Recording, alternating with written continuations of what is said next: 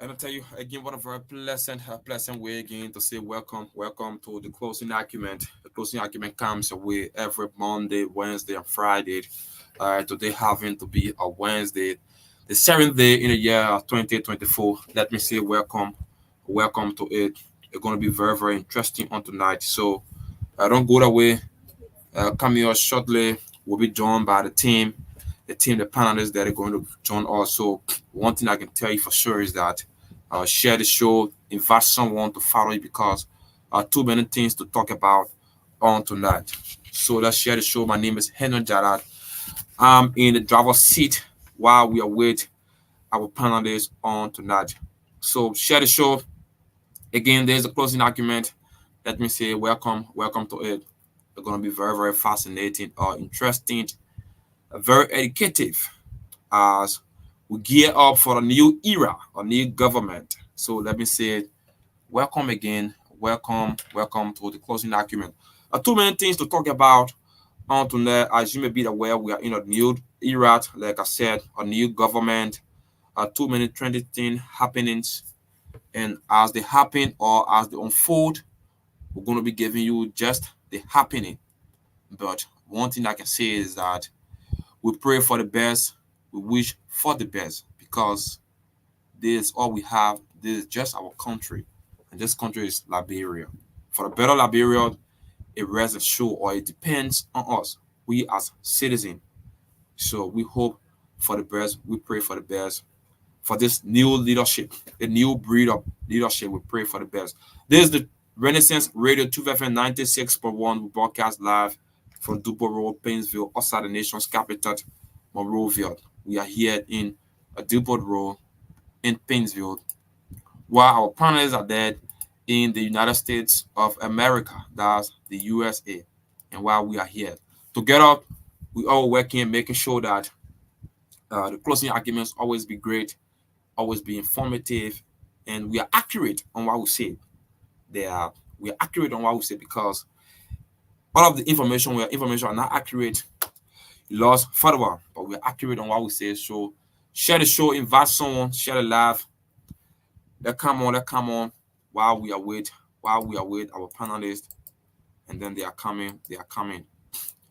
I don't want to trick the trigger. I don't want to like fire the gun. Which of course I've not yet seen enough meat, right? Or animal. So while I'm firing the gun, let our panelists also be there. Or let the follower keep adding up, right? So invite someone, keep sharing the live, share it live. Let go, and then we'll be joined by the panelists. But before that, uh, let me just drill you through one or two while I wait. I'm already seeing one person in the back. That's Tomalin George. He's in the back. Very shortly, we're going to be joined by Tomalin, and then he's going to be here. Again, this is the closing argument. It comes your way every Monday, Wednesday, and Friday. And today is Wednesday, and the time is exactly 21 minutes up to 10 o'clock in Liberia. So, welcome to it. So, Timothy, I don't know if you can join me so that we can be like hitting on while we are with the other panelists. Yeah,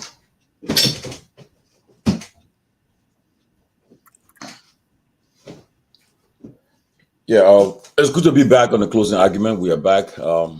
Today is uh, Wednesday, February 7th, and today is another day of today is day 17 of the new government. President we are 17th President. I'm sorry, President Boga 17th day office, and just as we're getting on the air, President Boga made some appointments in his government today. Uh, he finally bringing in some of the rescue forces from the Liberty Party and the Unity Party. They are now getting on board. I'll just while waiting, we want to welcome everybody. We are live on True FM, and um, we're live on True FM, and we about to start the show. Today should be an interesting show. We know there are a lot of developments unfolding today from the the president say. President Boakai and his vice president today did the drug test, and I was told it came back negative. And also, uh, he ordered he ordered that the General Auditing Commission immediately begin auditing of the Central Bank of Liberia, the National Security Agency, and the Executive Protection Services, the EPS. The EPS provides security to the president and the first family, and some key officials of government, including the ministers of foreign affairs, finance, and the first lady, and the first family I said already. Uh, also, we today he just made some appointments, as I said earlier, and he made some appointment in his government. Quickly, the President of the Republic of Liberia, His Excellency Joseph Newman Boakai Sr., has nominated additional officials to a position in government affecting the Liberian Water and Sewer Corporation, Liberia Civil Aviation Authority, LCAA, Liberian Agency for Community Empowerment, LACE, Liberian Broadcasting Corporation, the National Oil Company of Liberia, Ministries of Information, Culture Affairs and Tourism, Commerce and Industry, State for Presidential Affairs, and the Office of the President. The nominees are Mr. Muhammad Ali, who is called Mo Ali, Managing Director, Liberian Water and Sewer Corporation, LWSC. Mr. Jacob Smith, he's from the Liberty Party. He's Deputy for Administration, Liberian Petroleum Refining Corporation. He's working next to Amos Twe. So you got a UP, you got Liberty Party to help the PRC. That's good though. Also, Mr. Stephen Johnson. Wow, Zinzu, Deputy for Administration, Liberia Civil Aviation Authority, LCAA. Wow, our own man Zinzu. Mr. Julius K. Salih. Oh, this is my classmate from way back in Firestone. Wow. Julius K. Salih, Executive Director, Liberia Agency for Community Empowerment, LACE. This is the job that Pepsi Yeke was doing under the WIA administration. Julius Salih will now be doing this job. Mr. Anthony V. Kessley, Deputy Minister for Public Affairs. I don't know where, but it's a public affairs, that's all we see. Mr. Daniel Sando, also from Liberty Party, Deputy Minister for Technical Services, Ministry of Information, Culture Affairs and Tourism, MICAT.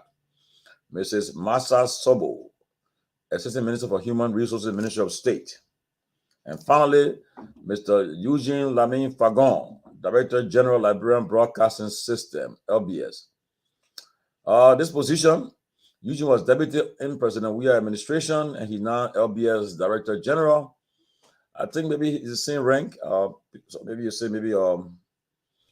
step down because he had an entity, but again, he was Deputy Minister, and by statutory, the Ministry of Information, the minister is the chairman of the board of LBS. So his boss will be Jeremy Pia. He'll be his boss. Okay, you go to Mr. Sir Johnny, a long time friend of President Boakai. I used to live in Rhode Island almost 15 years ago, and when President Boakai was vice president, he was always in Rhode Island with Mr. Sir Johnny. He's a long-time friend, a long-time buddy. So he's now his economic advisor, Minister of State. Miss Rosalind Swakoko Dennis. Now, she lost the election. She was a representative. She lost her election in the last election as a representative. Now she's now the president, chief executive officer of Liberian National Oil Company, NOCAL. So that means Jake is no more the NOCAL boss, the president's nephew. So Mrs. Dennis will be replacing him. Mr. Charles A. Snyder, Ambassador at Large, Minister of State.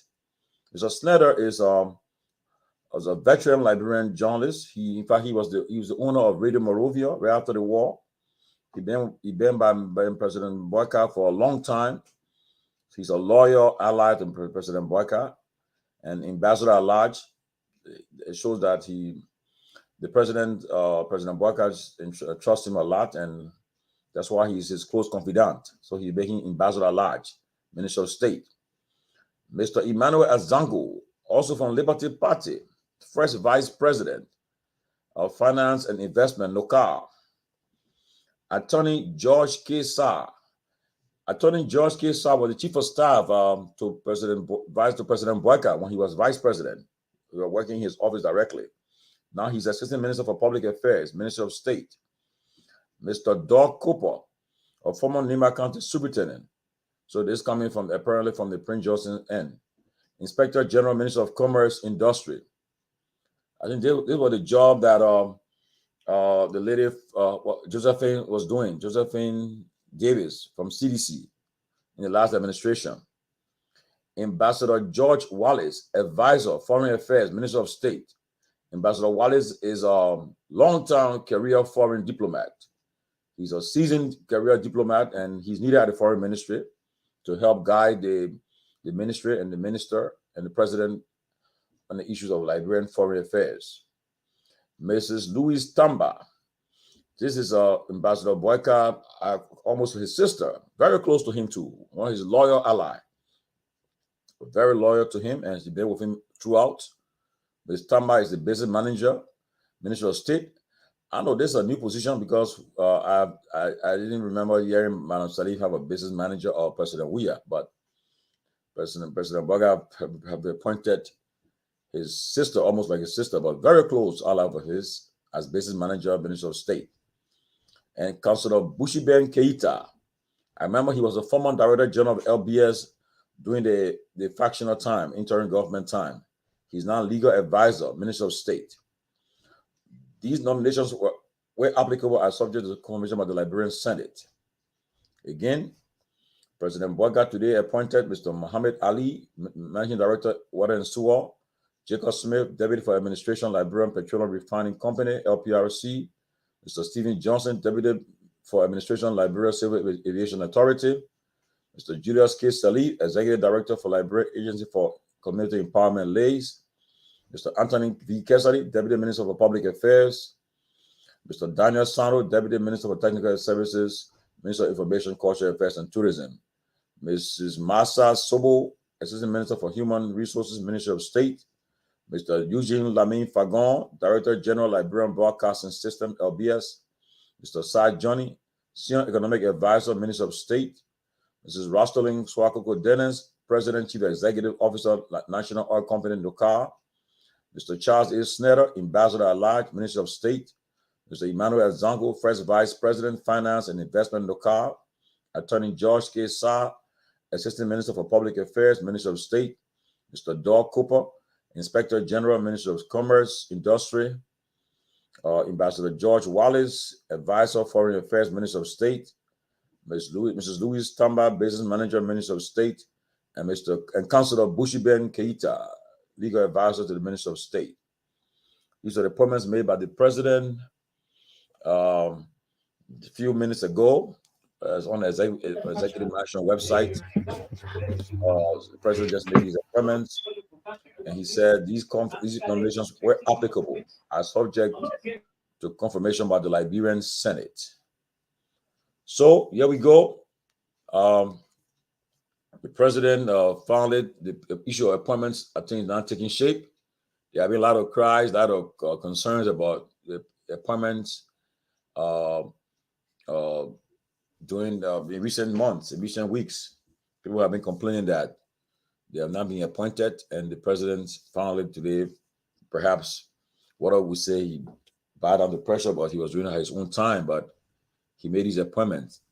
And also, he also called today the General Auditing Commission, GAC, to commission audit of the Central Bank of Liberia, CBL, the Executive Protection Services, the EPS, and the National Security Agency, NSA. Well, we hope people can help us to discuss these issues, because I know the NSA is a spy, considered as a spy institution. They do covert and overt operations, and usually they are not really subject to audit because of the work to do. And if you go into that, they'll be revealing even some top secrets and everything. But again, we'll get to find out how they arrive at that decision. But NSA is usually uh, covert and they do covert operation. But again, hope some others can help us to find out about that. But Duke, welcome. Good to see you. Hey Tomalin, how are you? How are you? Great, great. So we're talking about these audit. The audits have been commissioned. President Boyka promised Liberians that he was going to conduct audit when he takes office, and he's already started in his 100 days. He already asked for audit and so forth. And I don't know, but we'll find out about this NSA. Um, but except we'll let people to ask join us to find out. But Duke, welcome, man. What's up? Tomalin, great man. It's always good to be on. And always great to talk, man. Talk about issues impacting the Liberian people. We're all leaving our marks. And this is another opportunity to make sure we're, bringing some sort of difference to the conversation. So, Yes, you know that I mean, just read about the appointments that bring by the president, and also he's asking for audit. I mean, audits of the EPS, the Executive Protection Services, and also the Central Bank of Liberia, as well as the National Security Agency (NSA). yeah, so it's funny when I hopped on, that's when I heard you reading through the appointments, and then I pulled it up and saw some names. But the first and foremost, the audits. I think it is a major part of the Joseph Boyka administration. If if you follow the process throughout, right, prior to the election and then after the election, one of those key components, one of those key things that was kind of the theme of this entire electoral process had to do with what the Liberian people witnessed in the previous administration. So auditing was something that a lot of people look forward to, looking to see if the Boyka administration were going to be bold enough to hold accountable their predecessors. I think it's something that the previous administration under CDC failed to do. So let's hope that this is a step in the right direction. Now, this shouldn't just be a regular, audit to satisfy political talking points. And I think it should go a little further. There will have to be some sort of documentation made available to the public as these auditing, unfolds, in the middle of the process, at the final process. And if there are discrepancies discovered, we hope appropriate actions will be taken. So that's a step in the right direction, and I commend the president on that. How far they go towards discovering lapses and holding people accountable is another conversation that we look forward to. In terms of the appointment, it's just a little bit. What this is Stephen Johnson, Liberian Aviation Authority. Yeah, Deputy Aviation. Why is Stephen Johnson at Aviation? I mean, you put people to where I think they're able to function the most, and I don't know. I mean, I'm not sure how that particular position suits him. I thought he would have been somewhere finance, but perhaps there's some flexibility in his background that they're tapping into. Perhaps there's an issue at that particular aviation authority that they believe that his skill set suited for. I'm not sure what the thought process was in that, but that's something we definitely want to pay close attention to. But the formation of this of various positions of government that's going to help this government possibly stay in the right direction. Those are things that we're all paying attention to. So it's good to see appointments coming up. Hopefully, those people are able to do what they've been hired to do for Liberian people. Yes, that's what happens when you have elections, new government. You make appointments. The government got to function. The government got to move on. And finally, today, President Boyka continues his appointment. And I heard that there will be a huge batch coming up, perhaps later on tonight or perhaps tomorrow. For now to Friday, I heard he will be making almost 100 appointments in his government. So look forward to that. But we're happy some of our friends are now being appointed. This was they've been long they're waiting for. The question is, I mean, if they are not happy, I'm sure they have a choice to either accept it and serve the country. As they said, they were in this to serve the country. They were not for jobs, and so we hope that they accept it. Yeah, All but all the appointments, we'll see what happens in the coming days. But like there are some one day appointments today, mainly from the Liberty Party and the UP. There are partisans from the Liberty Party, but they are mostly a lot of them in this appointment today, and so forth. I don't know whether Eugene Fagon, whether he's at the right place because he talks a lot, and someone who talks a lot.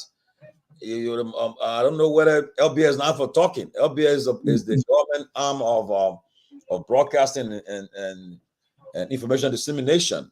well, I mean, I'm not sure what kind of value Eugene brings to any other position other than something that keeps him around broadcast. So possibly that's a softer landing spot for him, and maybe we might be able to see some level of vision for him to be able to transcend LBS in the. But that's a strategic position. We shouldn't overlook that. And there could be a reason why he was actually sent to that area. There might be another attempt to please certain individuals, but we will see. Well, Peabody, welcome, man. Welcome and good to see you. Thank you, brother. Thank you. Good to see you too, man. Good to see everybody. Yeah, So, I know that was not his. I know from people close to him that was not his interest. His interest was being to be Minister of Information proper, but it's the president prerogative to appoint you to wherever he deems fit, and so I think he decided to send him to LBS. But I can tell you, knowing the kind of Pee Wee Sylvester Pee Wee, welcome, brother. Yeah, knowing the kind of a person Eugene is, LBS is not a place where you do a lot of talking. You send reporters out in the field to cover it up. They have the Minister of Information is the government official spokesperson, and then also they do the government press briefing. LBS make sure that all the government programs are covered. The presidents are covered. Send reporters out there and make sure that we have a live broadcasting in rural Liberia, communications there. It's an administrative job. So I wish the brother the best. Wish the brother the best, and and to further add that yeah, the new law that created LBS is now putting it as the people's station. You don't already politicize it, right? You don't do too much of propaganda there. So basically, the new law it should be balanced. You should have the opposition to have their say. It's the station of the people of the Republic of Liberia. It should not be new as an instrument, or you try to weaponize it as a government propaganda arm and the rest of that. But again, that would be the only area probably. But LBS, right? How to call LBS is that and that the chairman of the board of LBS, the Minister of Information. That's correct. So Jeremy Pierre will be Eugene Boss. Jeremy Pierre is a veteran Liberian, just veteran journalist, very smart guy. He's one of my close buddy in the UP. Unfortunately, he's not a journalist anyway, but he's not a journalist. Yeah, not journalist, but I mean he's a very brilliant, very good guy, propagandist. Yes, he's just a man that got a degree in agronomy, the first degree, but he's very, very good. He came to Harvard and he got the Harvard School of Kennedy School of Government. Yes. Yeah, so he's very brilliant, very good. He's a very good information minister. Very well. I don't know how he and Eugene will how do we coexist. But but Tomalin, I don't think Eugene has any choice in terms of how the government run. He's been appointed, recommended by the president. It is now his responsibility to be able to do whatever he's been asked of. But I believe that the individual appointed to Ministry of Information is very qualified, right? Oh yeah. Yeah. So I mean that's a no-brainer, and this is one of those things I think is just a soft landing spot to satisfy individuals who were involved during the political period, and so hopefully that's what the intent is. Let's see what he's going to do. But one thing I'll say, LBS is not an outlet to spew propaganda to spew rhetoric, to spew divisiveness, and he will have to walk a fine line, because those kind of positions, when you're creating that much trouble, that's where you run the risk of having facing stiffer opposition, possibly losing your appointment there. So we'll see how this thing go forward. The government is forming, and we get to watch the next set of players, do their own role. Well, I want to welcome Lofa Julius and Keff Hassan. I know Kev is happy because that's his buddy. I know he's in a joyful mood today. Kev is happy that Kev said he got employed man as DJ in his basement. I heard Kev had to hang into that appointment though. He been pushing for that appointment for Eugene to get appointed as Minister of Director General LBS. So Kev, at least Kev will be able to be back. We'll be frequent on LBS. Kev, LBS will be part of LBS, right? We'll be in touch with them regularly. Well, guys, welcome, man. Yeah, but let me say this. Let me say hi to you guys. You guys know that one of the things I used to, hit on JMB about is his decision making, cognitive. But I think JMB maybe we overlook his way of doing things. JMB know who Eugene Fagon is. He know him well. He know that Fagon, he's not the kind of guy that will change certain things. We know him, so he know exactly who he hiring. JMB satisfied with Eugene Fagon way of politics. He love it. He's satisfied. He like it. Fagon is not going to change who he is, and he knows that. JMB knows that. He knows that that's who Fagon is. So my brother Duke say, "Oh, he got to change." Fagon is not going to change, and JMB want him to be who he is. He like that, So the people that JMB hiring, not by mistake. He know exactly. When his one of his security advisor said yesterday they should shoot and kill Percy Yeke on site. He knows that. He like that. Somebody said that? Oh yeah, Conor Gray said that yesterday. It's one of his security advisor. He says I can send it. I can play it. Really? Yeah, he says they should shoot him on sight. So that's the kind of. Okay, was it the direct statement or the statement that he was deemed dangerous? The direct statement. I can send it. You can play it. Okay. That is dangerous. That is terrible, brother. So JMB know exactly. Who Gray said that? We have to be very careful on the platform. Yes, good thing. Conor Remigray said that. But he's not part of Remigray doesn't work for Unity Party. He's not part of Remigray support. Oh, it was Remigray that said it? Yeah, and he went down I thought you wanted the security person that was appointed by the president. Yeah, you said one of the advisor. Security advisor. One of the security advisor. No, Kev, he's not. He's not a security advisor. I'm telling you, that's what I know. He's one of his security advisor. Yeah, not be announced. Well, I'm telling you what I know. It's one of his security advisors. But he said that it was terrible. Even as a peaceful individual to say that about liberal citizen, that is terrible. He said it is terrible. It is unacceptable also. So the tape there. Yeah. Okay. What I would love to buttress you on quickly is the statement that came from the EPS chief about Pepsi also. I thought the statement from the EPS chief was not only reckless on his part, he didn't go by the rule of engagement. As an EPA person, you need to go by the regimentation. If you need those kind of things to come and say Pepsi Yeke is dangerous, his arm is dangerous, that means the person poses immediate threat to national security. I thought Sam gave blunder on that level. He needed to put into place appropriate regimentation in terms of the way you engage as a security apparatus, right? So you need to be trained and respond in the kind of keeping safe. Lofa, send it to you, okay? So you can see it. So what? I don't think party. Yeah, he's not the part of the stuff government. here. I mean, I don't think So, but It's He appropriate to left Foutier not to play, private but stuff. the thing is, I don't think we should do that. Dr. Peabody, the reason Liberian He people doesn't work for the government. We cannot be playing Yes. promoting Remy Gray So- here for his, you know. yeah, it's up to you. But this is something that Yeah, because Kev, if you are to use that, the government will come in and debunk it. He's not. The president did not appoint him. He's Yeah, I don't think he's So, not working. I it's mean- a loose cannon. It's a loose cannon making a so this man was invited to the inauguration by the team. yeah, but He went there.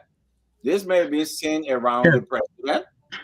I think we need to talk about the better issue here than to be talking about something. Let me say so this. this was a statement. So Let me- this was a statement that was made by who? Remy Gray.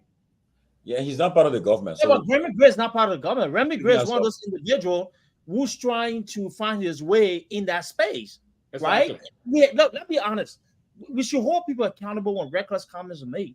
But Remy Gray was never was never a key member of the core of the Unity Party machinery. What Remy Gray is doing is trying to find a landing spot for himself. He doesn't represent that, and in as much as we will want to take advantage of political points and whatnot, let's leave the politics out of it, but hold people accountable for reckless statements. Exactly. We should understand that a lot of people around, like even with the we administration, that people will come there and say all kinds of things. You can't hold the government accountable because an average Joe went on there to say, right? So Remy Gray is just another individual trying to find his footing. You see some of the thing. I wish you guys or some people will have said. We had guys who were not on the scene, on Walter Sisulu beating, not on the scene. They were arrested, and they linked them with government, with George Weah government. An ordinary citizen, they were not on the scene. They linked them. But we're talking about somebody who was invited. You see him around. He's speaking on behalf of them, and everything. He left the ANC and support them. He with them, and they say, "Oh no, he's not part of them." But If there was the last government, I know my brother Duke will be screaming. No, Kev, listen, Kev, follow, Kev, follow my criticism of the previous government. I was never one of those individuals who were chasing everything. A lot of people say stuff that were not even part of the government. But Kev, let's be honest here, right? This particular individual is not within the structure of the Unity Party. So he got invited. A lot of people that got invited are not partisans of the Unity Party. We can't say because somebody was invited to attend the inauguration, that whatever this is represent the president. That does not bring any ounce of credibility to our argument, right? Yeah, all I'm saying, I know Remy Gray. Remy Gray is one of those individuals who just talk loosely. I think as recently he's been saying a lot of despicable things against Mr. Cummings, right? And that's the kind of individual he is. You have to understand. Some of these individuals are trying to find a footing. And so they're looking for that opportunity to build a resume so that, the man always talking for, like getting a low favor and stuff. That's how I see him. I wouldn't want to include him or make his statement as part of what the Unity Party stands for, the current government stands for. And I just want to be truthful in dealing with it. Remy Gray is an individual on his own. He's just looking for opportunity to find his own trophies and then use that to defend himself and push away along, the train that's going around. That's how look, you made progress. Look, welcome, Lofa. Look, Remy Gray is, as far as we are concerned, he's not official of the government. He's not a member of this government. He's not being appointed. He's a co-host. He's a panelist on Spoon TV, and so that's how I think I view him as a panelist on Spoon. That boss going to prison. Let me progress. And Lofa, before coming, the EPS boss, yes, he was right to, but I thought he went to extreme, maybe to the way in which he get a press release to say the person was dangerous and I think it will cause a lot of, because somebody say you are dangerous and so it's not, but yeah, it's a right to request for the arm from Pepsi. Pepsi is not EPS personnel, so he should not be holding the EPS in the EPS arm. So I think, and I saw a release where he finally returned the arm according to the EPS boss. which is I think the right thing. But I don't know. In fact, he should have. In fact, knowing that he's not EPS personnel, he should attend our army when you're leaving the office. He should not have kept the arm, and he should not be having an arm. And, no, the intent was not to keep the arm. It was just an oversight, right? The thing happened so fast. Yeah, but the intent was not to keep the arm. The intent and the way the procedure went in terms of I said the EPS boss was political. I think he overreacted. Very well overreacted. Yeah, overreacted. Yeah, he was too sentimental on the process. Yeah. He should not have. But he should have turned our army ever since, not to wait for them to ask him and so forth. But that's what we are, and we have a new government in place, and the president is moving. He's appointing his government. He has asked for. Let's talk about the audit before we go to the appointments. He asked to audit the Central Bank of Liberia, the EPS, and the NSA. He said he gave them 3 months to come out with the findings from the audit. But there have been discussion since he announced that audit today. Who are saying that he should they don't know what NSA should be audited, because NSA is a spy agency. Their job is mostly covert and overt operations. People don't really get involved with them. That's why when it comes to NSA budget, from what I know, the budget is not even announced. It's not public, because they carry on a lot of activities. So I don't know what is but guys, what are your thoughts about the audit?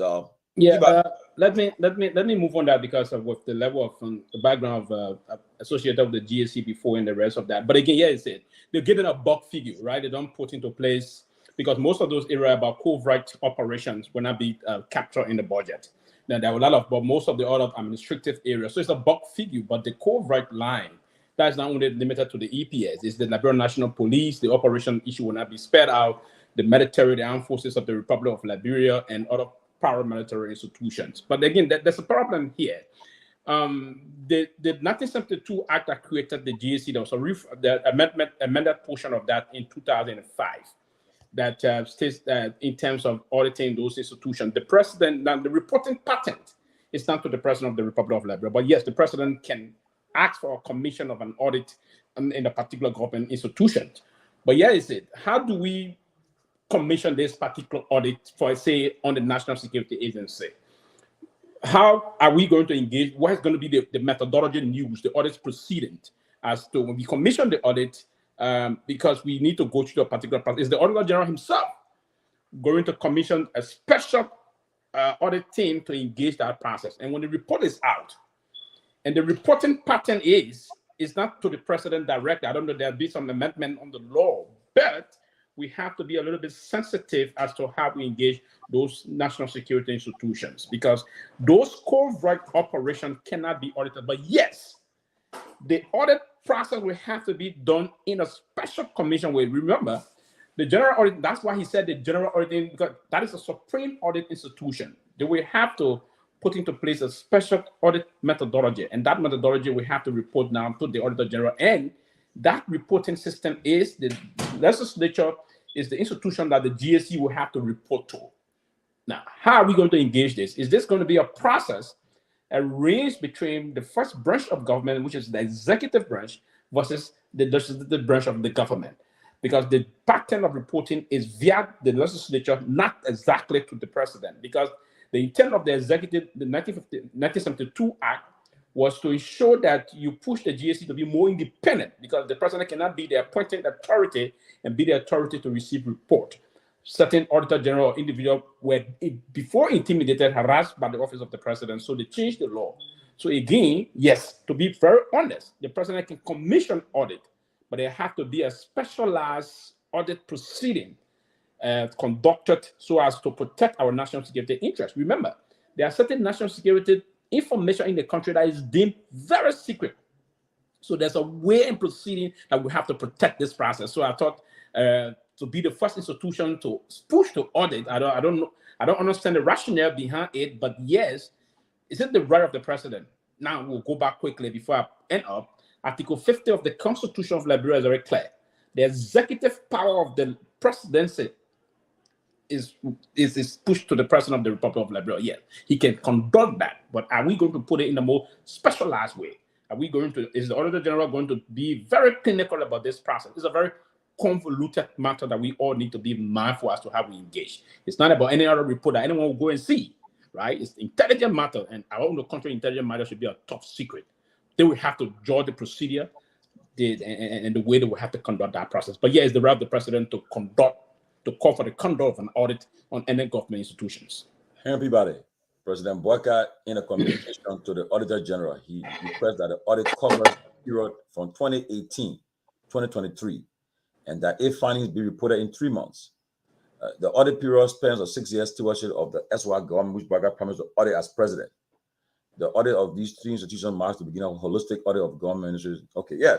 But everybody, President Boyka, during the campaign, he said you're gonna audit the We Are administration.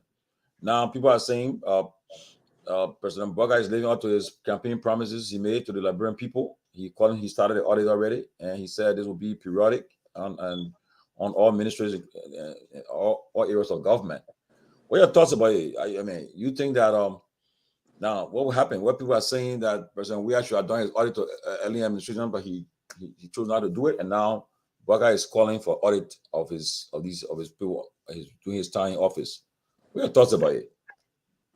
Look, Tony, firstly, before I speak to that, let me say that let me just add something on the report yesterday. The report that came out on how much was left in the consolidated account. Oh yeah, that's a good one.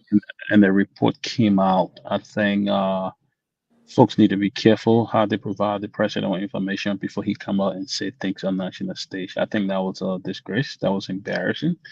For the president to say one thing and the National Bank have a different number. I think that was very, very embarrassing, and I think the government need to apologize to the previous government for that misinformation, or to the Liberian people as well. But let me say, I think that's the right step President Boyka is taking. I think it is important, or they will bring about transparency, it will bring about confidence within your government. And I think it's the right step. I think he is moving right on track. I don't think anything is wrong. It will be important. It's very important to audit so Liberian people can see what's been happening. But I just hope that it does not. I don't know why he stopped short since the previous government did not do audit of President Salif. I would have hoped that he would have gone back a couple of years and probably do it for both government, the UP government and President Salif government. But I think at this point he is on track, and I think this show transparency, it show accountability, it show confidence within the government, that the people can look to the government and say that at least somebody came and did an audit. I hope he moved forward on other areas like the World Crime Court, other things that he promised that he can also work on. But I think it's an excellent move by President Boyka. Yes, of course, go to Kev. President Boyka, I welcome audits. I think audit is a way to go. And we all know we all work in professional settings. Whenever you take over a place, you want to give an account of inventory of what you're receiving and what you're inheriting, and then where you are before you move on. And I think this will be a lesson learned about audit. But again, so I welcome the audit. I pray that this will continue. But also on the issue of the $40 million, President Boyka was either misled or perhaps by his officials that President Weah didn't say the truth. President Weah did say the truth. He met $7 million in the consolidated account, the account that we do payrolls from and taxes are paying, and he left more than $40 million in that account. And even in the our foreign reserve, President Weah met $94 million there. He left $222.7 million in that account. So President Weah was not in error. He was right. And in fact, the committee that chaired by Amara Kone, they came up to vindicate President Weah. He was right. He did what he said to the Liberian people in his farewell address is true. So either they misled President Boyka, or he just never said the truth to the Liberian people in his State of the Nation address. And I hope they can publicly acknowledge that and apologize to the president. But in other words, by saying that he didn't tell the truth to the Liberian people. But Kev, about the audit now, coming to the audit, What are your thoughts? Because people are saying now that this audit can lead. You're who in the finance era? I'm not in the finance era, but they say it can lead to different things. Some people in Bulgaria government may be caught up in the same audit. Who knows? Some of them who are in the house before, in the legislature, whatever the case, and they are in government now today. Who knows? Can lead to anything. But what are your thoughts about these audits? They call them, especially in the security era, especially. Well, so certain people, maybe you'll call it audit, but this is not audit. This we will call it witch hunting. That's not audit. That's not audit. You say you want to audit. You say from 2018 to 2023. That's not audit. So basically, you're saying I'm not going to audit my government in the past. What we did in the past, I'm not going to audit the breakdown on Nukal, all these other things, the FIB bank, all those things. We will not audit them. No. But we'll audit George Weah government. So that's not audit. That's witch hunting. You wait until the governor announce for central bank that the 40 million the president spoke about was true. You say, no, I will audit you because you're saying something that I don't like. So I will audit you. That's witch hunting. That's not audit. And you want to audit NSA. You know, it's certain things that it meant for radio, but we all know the folks that are in NSA. We all know that. You want to unmask people? Remember, we fought war. There are folks who been on lists since Taylor days. They're sitting quietly. And you want to unmask to bring problem into Liberia. Folks are not thinking about it. They are folks. That's why you don't talk about the CIA, the FBI. You remember there was a lady who, a senator wife, she was a CIA agent for years. She was unmasked by Donald Trump. The whole country went against Trump for that. Republican and Democrat. There are folks who are ordinary people walking on the streets that you may not think they are NSA guys. And you want to unmask them because you want to go after another government. That's not audit there. That's witch hunting. We have folks for years that there that we will not call the name. You know, Tomlin, you know those names. You know those names that own NSA. We know them. That you want to unmask. Sylvester, you know what I'm talking about. JMB is about to bring danger into Liberia.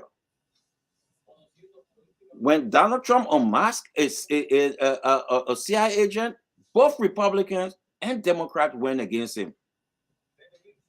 People think, oh, to audit is good. To audit is good. There's a reason why the EPS and the NSA are out of politics.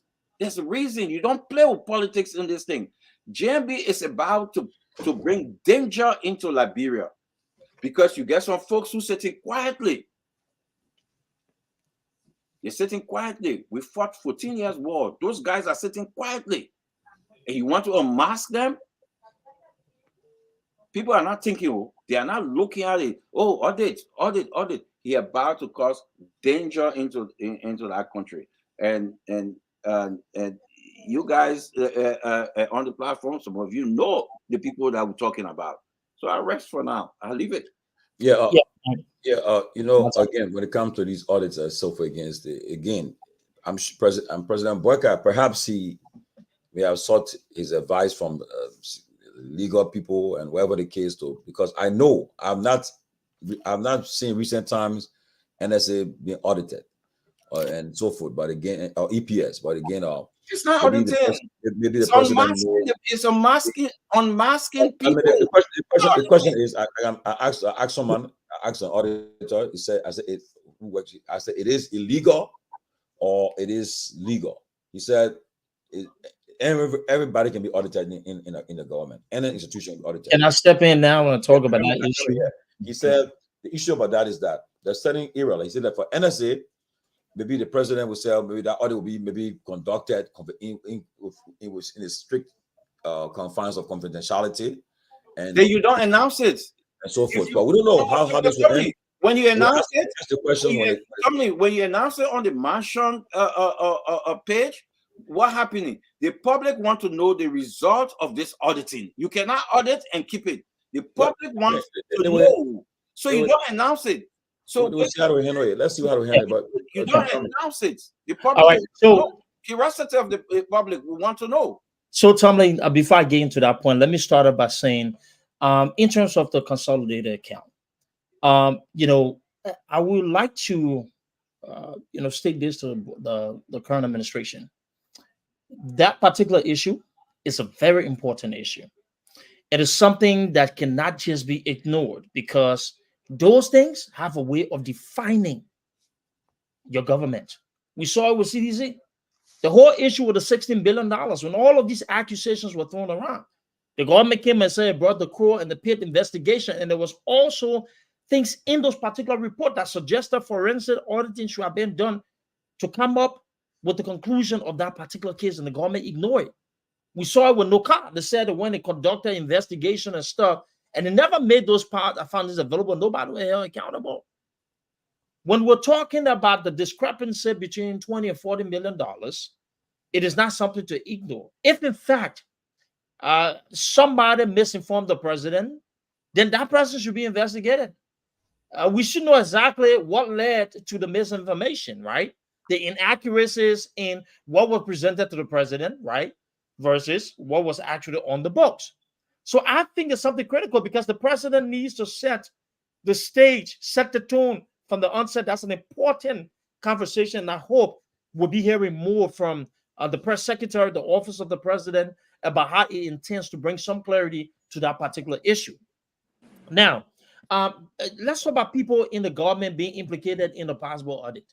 Look, if those individuals were appointed prior to any knowledge that they were involved in anything, any discrepancy, anything that had to do with, you know, some level of fraudulent act in the previous role, then the president will exercise leadership by then using his power to determine how those people either, you know, are removed from government or held accountable to the law. So until that happens, we will just give them the benefit of the doubt on that particular issue. Now, when my brother Kev gets so upset about this audit thing, you know, it brings memories back to me. And Sylvester Pugh and I may not always agree about issues on CDC, but I think in his heart now, if Sylvester's honest, you will say one of the missed opportunity of that government, they should have audited the predecessor. When we said it repeatedly, CDC made a blunder when it refused to audit the previous government. Here we are now. If Joseph Boyka forgets that, if he refuses to audit the CDC administration, that defines his government, and it puts us back to the same things that we've been saying over and over. A lot of these concerns, a lot of the things that people are afraid of now could have been solved when CDC took over office. It blundered. Today, to say that we shouldn't audit because it will be defined as witch hunt, no, it is not witch hunting. Due process allow that. The government Have you ever seen the audit any intelligent area in the world? Have you ever seen that, my brother? Any intelligent agency in the world? Have you ever seen that? Yes, Kev. I'm coming to that part. Kev. Don't say yes, don't answer. Let me say this to you. Let me destroy your argument. In financial accounting, there's something called red action, right? In a place, let's say a body like the NSA, you're not going to make visible all of the things you investigated to the general public. Those things are sensitive information. No, You can react them. No, absolutely. You can react them. The question we should be asking, though, what why country that intelligence agency is it? audited? Keff What Hassan, country? the question we should be asking: why is it that this current government sees the need Don't answer that question, my actually brother. What audit country? the NSA?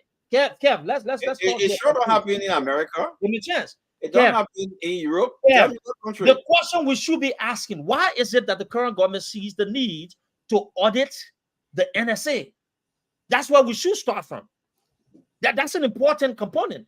Now, I'm pretty sure there would be rules in which those findings are made available if possible, and on the back end to protect the names of individuals if necessary. But if there are things, there are ways around that, and it doesn't mean that the NSA cannot be audited. There's nothing in the laws of Liberia that excludes any institution or entity within government from being audited. So that's a poor excuse from that point. You're not answering the question, in terms of this thing here, that the president waited for the CBL to make announcement before coming, to push this thing of audit. Come on, man. We've seen that this government has been slow paced in terms of moving, right? We can't just say definitively they're only doing it because the CBL did that, right? The person lying NSA constitution. We can't do that. We can't do that. But they have to. Of course. Let's do that. Yeah. Let's do that. Let's make sure proper investigation is done. And wherever the government presents its findings and there are people implicated, we have a judicial process in place to be able to govern. They talk about the NSA expenditure before, my brother. No, Kev, there is nothing. You ever see any budget? There is nothing in the NSA expenditure. You have made progress. There's nothing in the Liberian Constitution that stops the NSA from being audited. If there's any laws within our Constitution, you're about to turn this country upside down. Where is the law that tells us that the NSA is actually excluded from being audited? No, honestly, there's no law, to be very honest. There's no law on the book that you cannot audit NSA. And as a matter of fact, the 1972 Act that created the GSE state. Now, every spending entity in the Republic of Liberia shall be audited by the General Auditing Commission. Now, but there are procedures in auditing those institutions that are covert. They are procedures. Absolutely. Sometimes, and those procedures normally sometimes don't be announced because every audit proceeding, I come in 1 minute do. Every audit proceeding, the president should have written a letter to the other general. Mr. Other General, I want you to take check on the NSA, the AFA, and other issues. Because the reason is that the public, Article 10 of the Constitution of the Republic of Liberia is very clear of it, right? They say the people should be informed of what's happening. The public will want an outcome on that report. You cannot do what the president can do. What the president can do, you can do a kind of a covert way of auditing those institutions. And the report goes directly to the legislature. Even in America, that's what they do. What was announced on the executive mansion website that violates that particular law, right? That says certain things cannot be announced. We keep talking circle. Look, you know better, man. Look, you know better. No. You see, Kev, we're not. One thing we're not going to do here. Kev, listen, trust me. No, if we have to be critical of the administration, we'll be critical. No, Kev, it is not an excuse, Kev. It is not an excuse to hold your predecessor accountable. That's what I want you to know. You cannot blame the current administration. The government had, the CDC administration had all of the opportunities to hold its predecessor accountable. I don't think it was on that issue. You can't say the president is in the wrong for holding individuals or seeking auditing of the previous administration. There's no law that prevents that. Now, if you tell me we should be cautious in terms of how we move forward with certain individuals, and there should be a covert way of doing things, I understand that. But up to this point, there's no violation that's been made, and they're in the right when it comes to the Constitution of Liberia. Let's give them the chance to do the job and make the findings where it is necessary. When some of those things are supposed to be public, they will. If they don't need to be public, we don't need to see those things. Okay. But their accounting reports can show that certain things have been redacted, and they intend to redacting it because it is possibly sensitive information that does not need to be made public. Okay. Yeah, welcome, Professor Kennedy and Robert. Welcome. Look, guys, the issue is that we got to. I think the finance boy. I think that Duke and Rob and and Professor Kennedy. So it will help us in that era. Because the question is, if people are asking right now, is it illegal to audit the NSA or or the APS? Is it illegal? Is it against Liberian law in Liberia or not? Is the prerogative of the president to commission audit, to act on audit? We'll find out very soon. So, but Robert coming. Well, but Tomalin, to that point, right? I want to inject this, right? We all agree that there are no constitutional restriction as to which institution gets audited. Yeah. But we also agree here that not everything that is legal is right. There's some things that I agree on that one. I agree. Well, but hear me out. Yeah. Hear me out. Hear me out. There are NSA, and maybe we can define this term and let's have a conversation about it. I'm glad that Professor Larry is on, right? But let's be honest, NSA is largely described as an apolitical institution.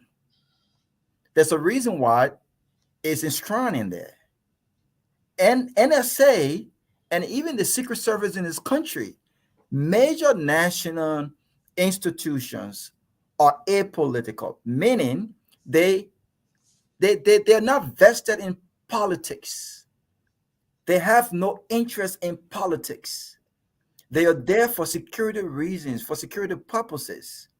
And so I'm not mad at Boarcard wanting to audit the NSA, but I think the question here is, should it have been done privately to protect the institution, to protect any possible security classified information, and to protect the institution? Let's assume that the institution probably have done something that they're not supposed to do. Tomalin, can you imagine that we on this platform, right, will be discussing people? I'm not a NSA, I'm not a security guy, right? But can you imagine that the public, the general public, look, our country is divided politically right now. And you take a sensitive discussion, any information for that matter from the NSA, to have us discuss it, to have people with political bias discuss issues of national relations and national concern, of course, it poses some threat to our national security. And so I'm not going to fault the president for saying, hey, let's have this audited. I'm not going to argue that he's violated the Constitution because he has initiated an audit with NSA, because there's no law that stops him or restricts him from doing that. But again, there are ways we can go about issues, especially when it comes to our national security institutions. These institutions have got to be protected. This is the reason why the FBI, this is the reason why the Secret Service in this country, when there are issues, these issues are handled internally. And by the way, if there are any external issues, you have committees in the Senate. You have leaders that we have elected to ask the tough questions, to have hearings behind closed doors. It's not all hearings on national security affairs that are televised in this country. We know that, right? And so again, my position here is not one that question the president legal authority to have any institution audited. It is within his right to do that. That is not my position. That is not my argument. That is not my contention yet. But again, does it pose a possibly national security threat to our national security if during the audit, information of national security, classified information could possibly be left to the general public to discuss, and this stuff could actually pose some security issues? And that's my position on that. Yeah. But Go ahead. let me speak. I'm sorry. Go ahead. Let me speak briefly on this account balance situation. Again, this is politics that we're in. I mean, the simple thing that you expect from any good leader is, before you issue a statement, because what we say matters. If Larry comes here and says something in his own profession because people want to take Larry seriously, you can't just make a definitive statement on such an important issue only because you have been misled or because you have been misinformed. Then those who have misled and misinformed after the facts have been ascertained must be held accountable. Because we can't just issue blanket statements, unverified statements, because we want to throw our political opponent, our predecessor, under the bus.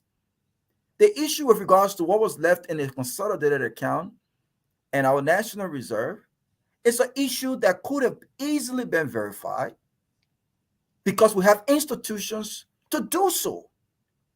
I'm taken aback by the fact that the president, the chief executive of our country, will make such an important statement, doing such an important remark, basically saying that what the outgoing president said was wrong, only to come back and find out he was misled.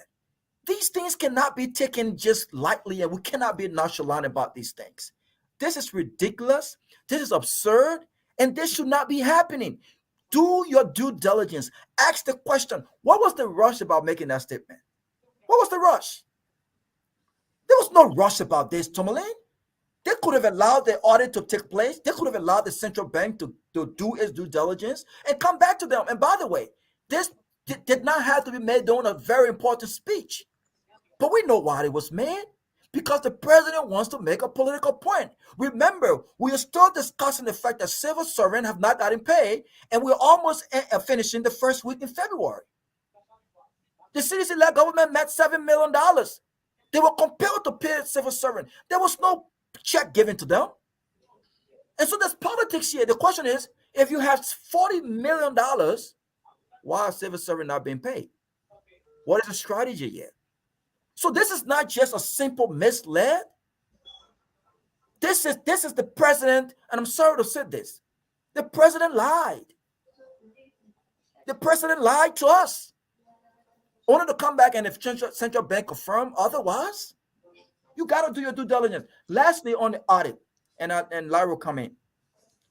I agree with Keff for once. I agree with Keff. And I also agree with Duke before I say why I agree with Kev. Because we said this here repeatedly. CDC-led government, and I know a lot of my friends would not like me to say this, but who cares? The truth is the truth.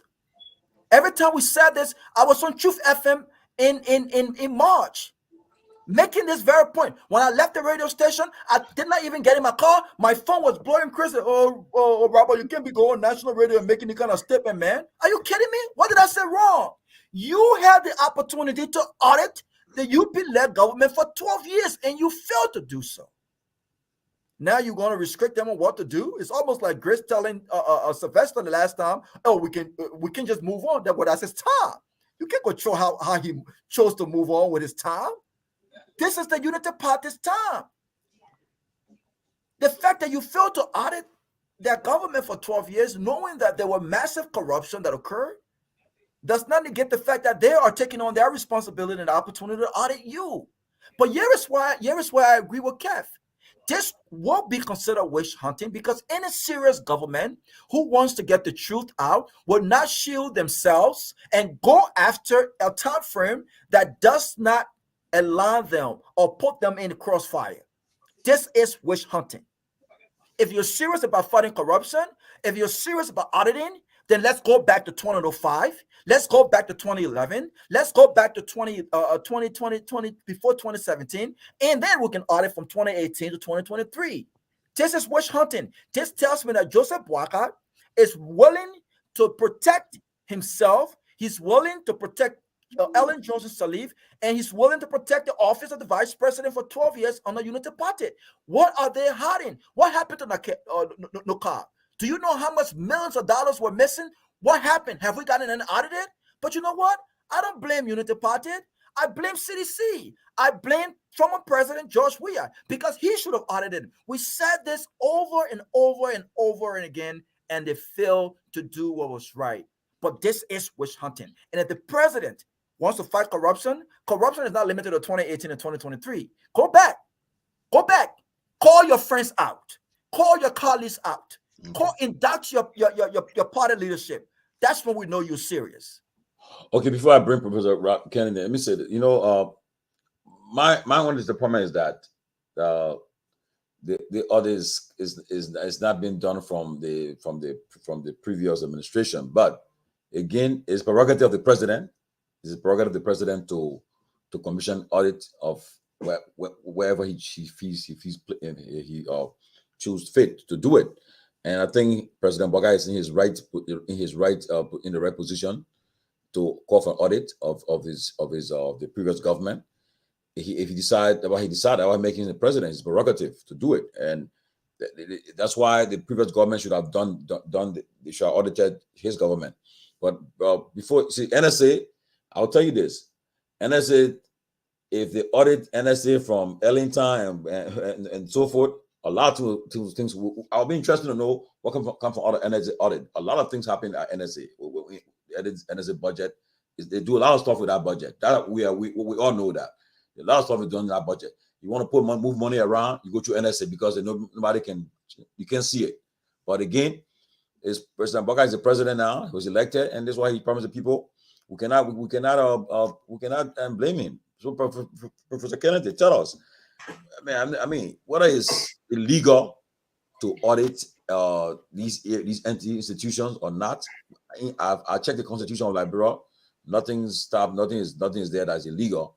And so forth. So I believe the president is here. He is in the right state of mind to call for audit, and maybe the government would do the same thing too. And there's a lesson learned. There's a lesson learned that when you take over, you should make sure you check what you are inheriting so that you won't come to this problem. But again, give your perspective on the audit and so forth. So, Tomalin, the reason why you're not seeing anything in the Constitution that says the president cannot do that is because in every democratic society, you need checks and balances. You cannot have an entity of any type in any democratic society you cannot have a check on them, right? The audit is not, I think we need to take a step back and first understand when we're talking about audit, what it means.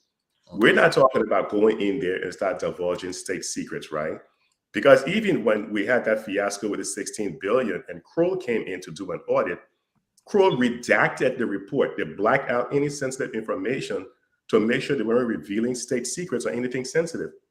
Spy agencies around the world gets audited, and the audit is focused on one key aspect: to make sure that the money coming into these agencies are not being misappropriated, meaning the money coming in is being used for its intended purposes.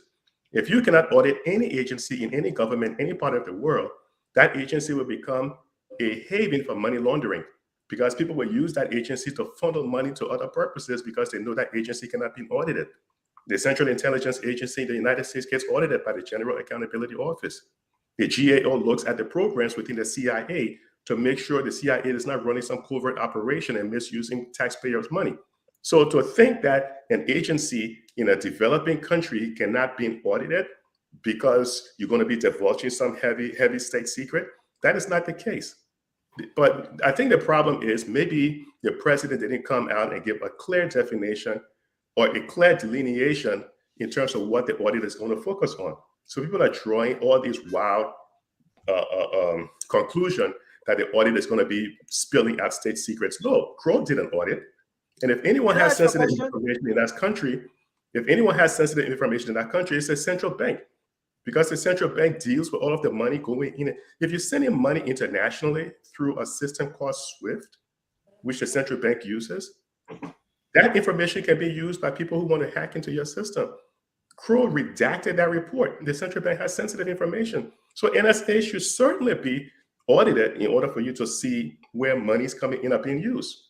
Can I just say a point of information? Sure. The CIA and other national security entity that gets audited is done quietly. By the way, I just want to say that they're all audited, but there are no major announcements that are made. No. I disagree. Yeah. Listen, option. Rob, go ahead, Professor. Yeah, CIA is being audited by a nonpartisan organization, and the report is being shared with Congress. Yeah, and because that was one of the reasons why things like so website for that.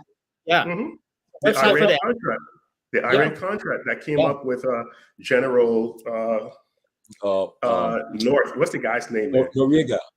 Ali Noriega. The whole thing with Noriega and Ali Noriega, North and all that. It was because Oliver the North. CIA Oliver was North. using- Oliver North. Oliver North. Yeah. Oliver North. Yeah. It was because of an audit of the CIA that it turned out that the CIA was diverting taxpayers' money and using it to overthrow governments around the world. Yes. They got involved in this whole business of taking money, funneling it over to other countries that the U.S. wasn't supposed to be doing business with.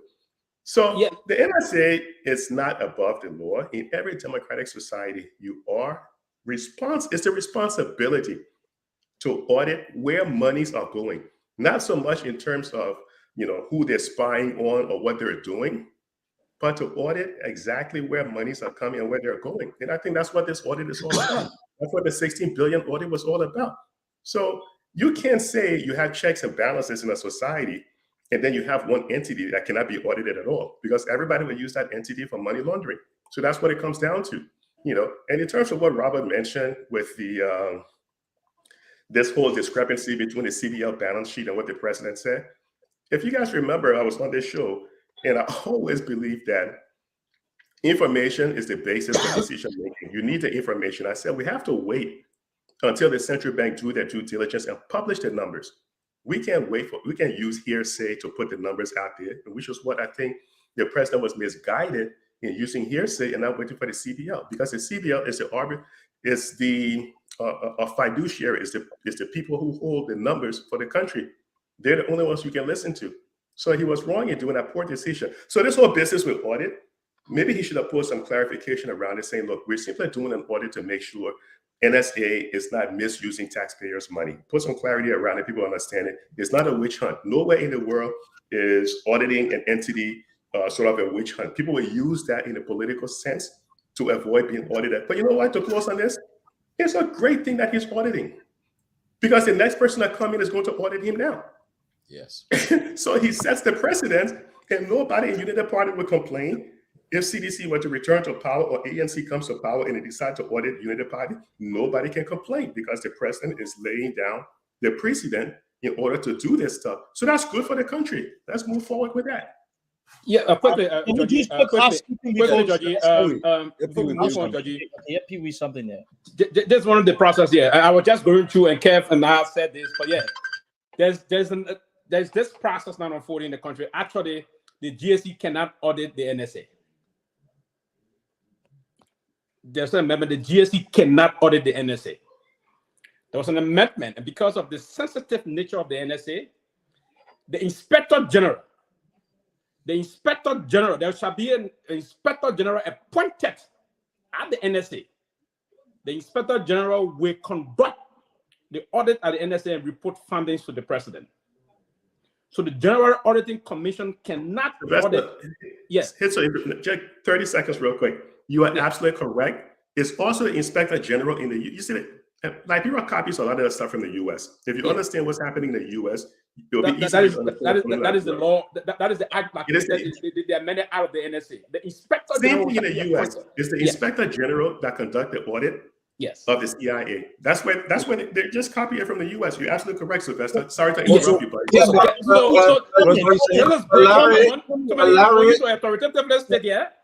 What the president did, basically, procedurally, the president is wrong. Right. Exactly. Exactly. It is the Inspector General of the NSA. That's where we're going. That's where it's wrong. No. That's not what you're saying. And again, the president is not wrong because the president is not auditing. The president, through his official outlet, made a statement that these agents will be audited. He's not. The procedure, the GSE cannot audit the NSA. No, that's incorrect. His office can get things that auditing will be done. Let's stop confusing the public. No, they said the General Auditing Commission should audit it. Keff was saying the NSA cannot be audited, which is not the case. They can't be audited. It's not a violation of the Constitution. Wait, I come in 1 minute. I want to hear what Sylvester just read. What you said. The General Auditing Commission cannot audit the NSA. Okay, that's an amended act.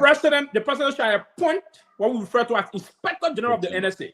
Okay. The Inspector General will conduct audit funding and report that's report to the president, Okay. not the General Auditing Commission. All right, no problem with that. Fair enough, right? Yes. But the conversation General all Auditing along Commission. has been I'm about to send it to you. it shouldn't be audited. And to just prove a point, that's why I kept saying this. You know, let's But we stop. said that. We said they can be audited. They should be audited. You know, One second now. One second. Come on, Kev. 1 second. Kev, you had your chance to talk.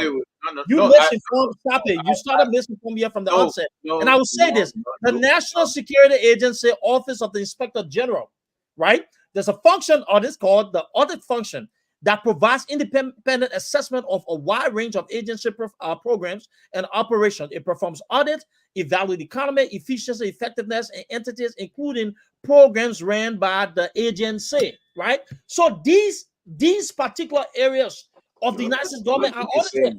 You said on the show, Kev, we can go to the playback though, because the Liberian people are listening. You said that no government audits the National Security Agency for fear that it's going to reveal some information. And I kept. I didn't say that. I didn't say that. No, it was not you. I told you. Mr. Moderator, can I get there's a way in which that every auditing can occur. You just need to use the rare active feature to hold back on sensitive information. And we're right all along. Now, if, right, like Sylvester said, the president said the General Auditing Commission, and the Constitution said that the General Auditing Commission does not have that authority to audit, then we can say, okay, it makes sense, but it does not exclude the NSA from auditing. That just means there needs to be an independent option to go ahead and audit the security agency.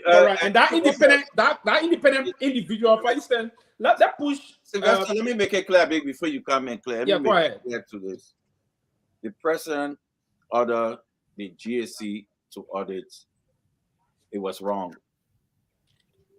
Auditing, I said it here. What country in the world you see will audit there, and you hear it all over? Fear of unmasking. That's why I say I use the word unmasking. You can audit them, but not publicly. You remember what I said? What I said? The public will want to know the founding of that auditing. So what you do, you can audit internally, like what Sylvester just read. Order and go. The procedure by the president is wrong. Announcing it is wrong. No, it's not.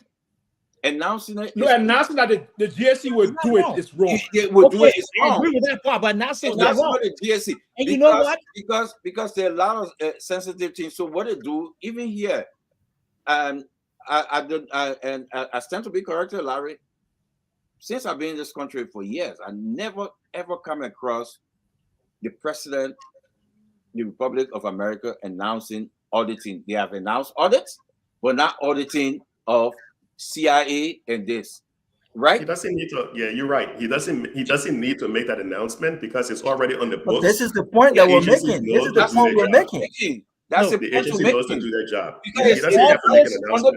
office of the president. The office of the president. You right now you're just looking for low hanging fruits to justify the error you made. Right?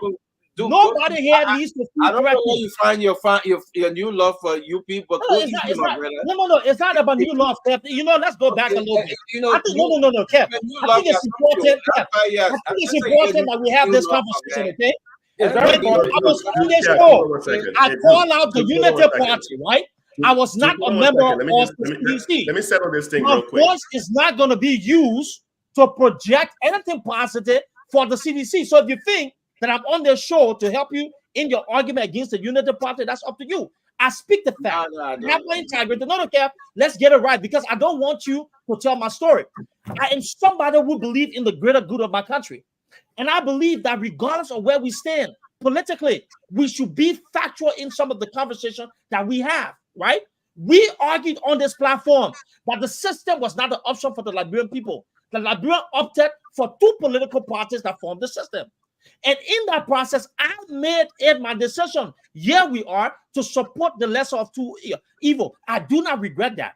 This has nothing to do with my love for the Unity Party. We have to be factual, because you know what? Some of the dangerous politics that we've exercised over the years comes from these misinformation and these disinformation. It's not about Unity Party. It's not about CDC. It is about what's right. And that's what I'm standing up to today. Hey, dude, Well, let me ask make that point clear real quick, Larry. I Just mean, 1 second. Yeah, Let me make it'll be this real point. fast. It'll be real fast, Go ahead. Robert. Go ahead. Simple question to Kev. Kev, do you support an audit of the NSA, regardless of whether it's from the IG or the GSA? Do you support an audit of the NSA?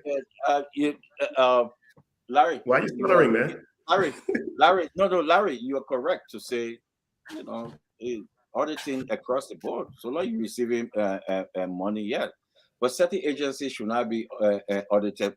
So you're should not be. You can audit anybody. Answer the question. Remember, Tomalin, my man. Sometimes the professor asked a simple question, but they don't know the answer. No, listen. You see, it's not yes or no. Not yes or no. Every agency should be audited, but do not come publicly and talk about auditing the NSA or the EPS. Because let me say this. I appreciate you. I appreciate you answering the question I didn't ask, but can you answer my question? Of unmasking and revealing sensitive document or information. Okay. That's my okay. So let me give the information. Let me give this information, and I'll read. I don't want to say Robert say. The CIA, the Central Intelligence Agency, the CIA, the last time they were audited was in the 1960s. The Government Accountability Office of this country does not have access to any on-voucher account of the CIA. They do not. There are only two, and I said this previously, there are only two committees that are in charge to check and balance the CIA. The Foreign Intelligence Committee of the House of Representatives and the Senate. I just want to be clear. They do not have any on-voucher access to CIA accounts. We're talking about and this also. We're talking about the NSA. We're talking about the CIA. We're talking about the NSA. We're talking about the NSA in Liberia. Let me come here, man. Let me come here. You're talking to Listen, I just said to you. The Auditor General cannot audit. Kev, 1 second. The point that I'm making is very simple. The point that we're making here, and to Larry's point, I don't think that no one is against any form of audit that check and balance how monies go into the NSA are used. The process in which it's been done is the problem. That's what we call it. The government in any serious functioning democracy cannot publicly announce audits of national securities like this. This is the reason why you have Senate foreign committees. This is a reason why. And so even if we want to know how monies to the NSA have been spent, there's a process you go through these committees that have oversight on these seriously national security institutions.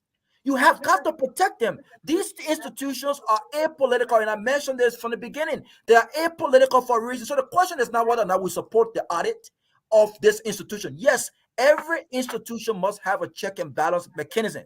The question is this a political move, or are they serious about getting information and holding whoever accountable and letting the public know how funds are being used? But you don't announce and they say audit, and the government did not explicitly explain specifically the purpose of this audit. They just throw it out there. By the way, why have they not announced the audit on the inaugural committee? Have they announced the audit? Let's be serious here, man. We can do this. We got that, Robert. Let me say this. The fact here is we should applaud this government that they are taking steps to even audit agency or other areas in the government. We should applaud them. That's what we talk about all the time. We are not here to CDC should have done the audit. The leadership president, we should have done the audit. I mean, we are not responsible if they didn't do an audit and stuff like that. But I think the government had taken the first step that a lot of government have not taken. President Salih did not do much. and this government had come and said, look, we're going to initiate an audit. Whether, I mean, they made a mistake of talking about the NSA and all of that. I think they should have followed the procedure in auditing the NSA. But I think for the fact here is the government had now the first step that they're going to begin an audit. I think it's important that they do that, and let's see who get caught, who hands get caught in the cookie jar. It's true that Unity Party did not audit the 365,000, but I think you can see some of the consequences today that Luther probably had to fly to America because he was embarrassed for the position he did not get because he was sidelined because of the $375,000. He was sidelined. It was embarrassing, and we saw that. But I think it is important. We cannot continue to exist as a nation, well, from one regime to another, and no one is audited. And those people who commit heinous crimes, steal money, and they are walking around free after a few years, they come back and get in position again. I think they need to be audited. I believe that even people from the past government who will be caught. I mean, some people sitting now, they're acting like they are not defined. They will be caught. Even from the current government that have been appointed in government will be caught in some of the corruption. So I hope this step are taking, but it be across the board, it be free and fair. Welcome, Chairman Ben. The issue is that everybody, I think we all agree that audit every institution can be audited. Yes. The problem we are faced, we're talking just as that. The procedure, the way the president announced it today. So I think that will be clarified. I'm sure that Inspector General will be the one to do that, to do that audits. Exactly. My question is, you guys who are saying this now, my question is, so if there's something that's falling in that audit, that linking people within maybe in the Boga administration, in the WIA administration, like top people. So how because it said it's not public. So how would it? Well, how would it be handled? Then why announce it? If you went through the law, it's very clear there. The law states very clear, and the Inspector General of the NSA is an NSA officer himself. Okay. That will be appointed by the Chief Executive of the Republic. Okay. We do have the committee in the Liberian Senate and in the Honorable House of Representatives, the National Security Committee. Yeah. But that Inspector General is going to be reporting directly to the Commander-in-Chief of the Armed Forces of the Republic of Liberia, which of course is the President. Fundings of the report from the NSA will be reported. The President is the one that appoints the NSA boss. Yeah. But it's not the GSC, because the GSC, when the GSC audit, the GSC will have to publish its findings. Yeah, but my question is, so if they're reporting to the President now, why is something that's in our report that links somebody with the President or anybody that's involved, that the President maybe is on where be how would the public know? The public should not. Article 50 of the Constitution of the Liberia says the executive power is inherent in the President. The President will either determine to take action against that person or to forgive the President. That's why the President is the President. But will it be public? No. Also, so my question, so now the issue is, why if, let's assume that I worked with the President before, I'm in his government, I'm one of his staff lieutenants, and doing it, I was involved in some shady deeds during the last administration, and my name comes up. So if I've been sued, so what happens? The problem is that national security issue, the President will either decide to take action. If the President decides to take action, the President will instruct the Attorney General to take action against you. It is the way, but the report is going directly to the President, and that's why the Auditor General is not involved into the audit process. That audit mechanism is not through the audit proceeding of the General Auditing Commission. No, it is the Inspector General of the NSA that's going to conduct the audits and report findings only to the President of the Republic of Liberia. But that's a spy institution. So let me just say two things real quick. And Robert, the reason why I mentioned in terms of the GAO stuff, because I remember, and this came up during a conversation I had a few years ago. It was information supplied by the CIA to the GAO that revealed how detainees at Guantanamo Bay was being treated, right? So, but here's to Tomalin's question. You have to set an objective in terms of what is the purpose of the audit. Because if you're just doing audit all willy-nilly, then you're on a fishing expedition. But you have to set an agenda, a purpose, the objective of the audit. Take a look at the audit done by Crow. Crow wanted to know to what extent that amount of money that was missing, like what exactly happened to it. But to your question, Tomalin, the report will have to be redacted. If the president wants to put anything in the public space, they will have to black out all the sensitive information. And Robert, Ben, you guys correct me if I'm wrong. Whenever a report in the U.S. that has sensitive information is reviewed, practically the entire report can be redacted. They would black out everything. You probably would just see one or two words. So you would have to redact it to remove the sensitive thing, but you have to understand what is the objective of the audit. Is it to see that public resources, public money is not being misappropriated? Or I think I have an idea. What's that, dude? I want to hear Ben. I think I have an idea. And I got a text a few minutes ago, and I'm not going to tie it to anybody in the government. There's a reason why, and there's a reason why I said in the beginning, go back to when I said this. Why is the president requesting that there should be auditing of the NSA? There are a lot of things. And there's a reason why some people are just on the edge when it comes to auditing the NSA. There's something behind it. And you know what, though? It is not just a common thing, though. It is something that the public, a lot of us, have been very, very antsy about, especially over the past 6 years. There's a reason why. Right? Now, how that information, when uncovered, will be presented to the public, that's something. But I said this before the professor came. There are ways that you can release this information and protect sensitive information. It is possible to do that. Let's not ask. How many reports from the CIA are out there that's been declassified? Yeah, no need to announce it. That's just no, announce it, dude. We're not disagreeing. Announce it. No. Listen, Robert, Ben. Let me. It's like that's okay, Chairman Ben. Let me ask a question, Chairman Ben. There's no reason if you're going to doubt it. Why announce it? Ben. So if they did audit of NSA, if they found out some of the money that the past governments they give the black person to help him, if they come out in that audit, we'll make it public. That's fine, man. First of all, thank you. Answer my question, man. First of all, I'll answer your question. First of all, thank you, and I apologize for being late. I actually was not planning to come up, but I got done with what I was doing.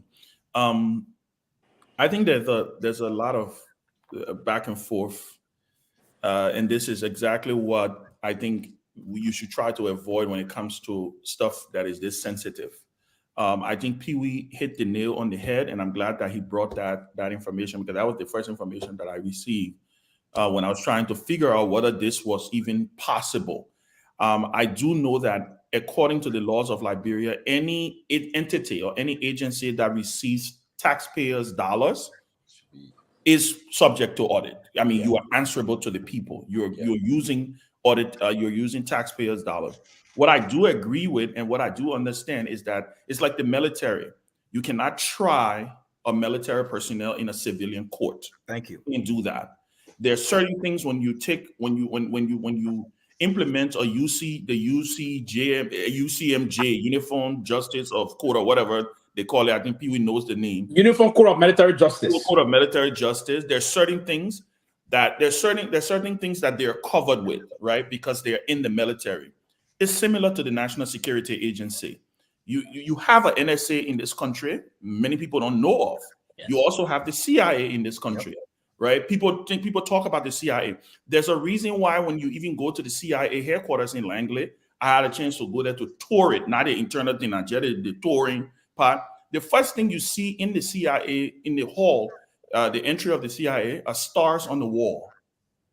Those stars represent all of the people, the CIA agents who have lost their lives. There's a reason why their names are not put up on that wall. It's just represented by a star. Is because you could put their families in danger. You could do those things like Keff talked about the lady from Joe Wilson, his wife.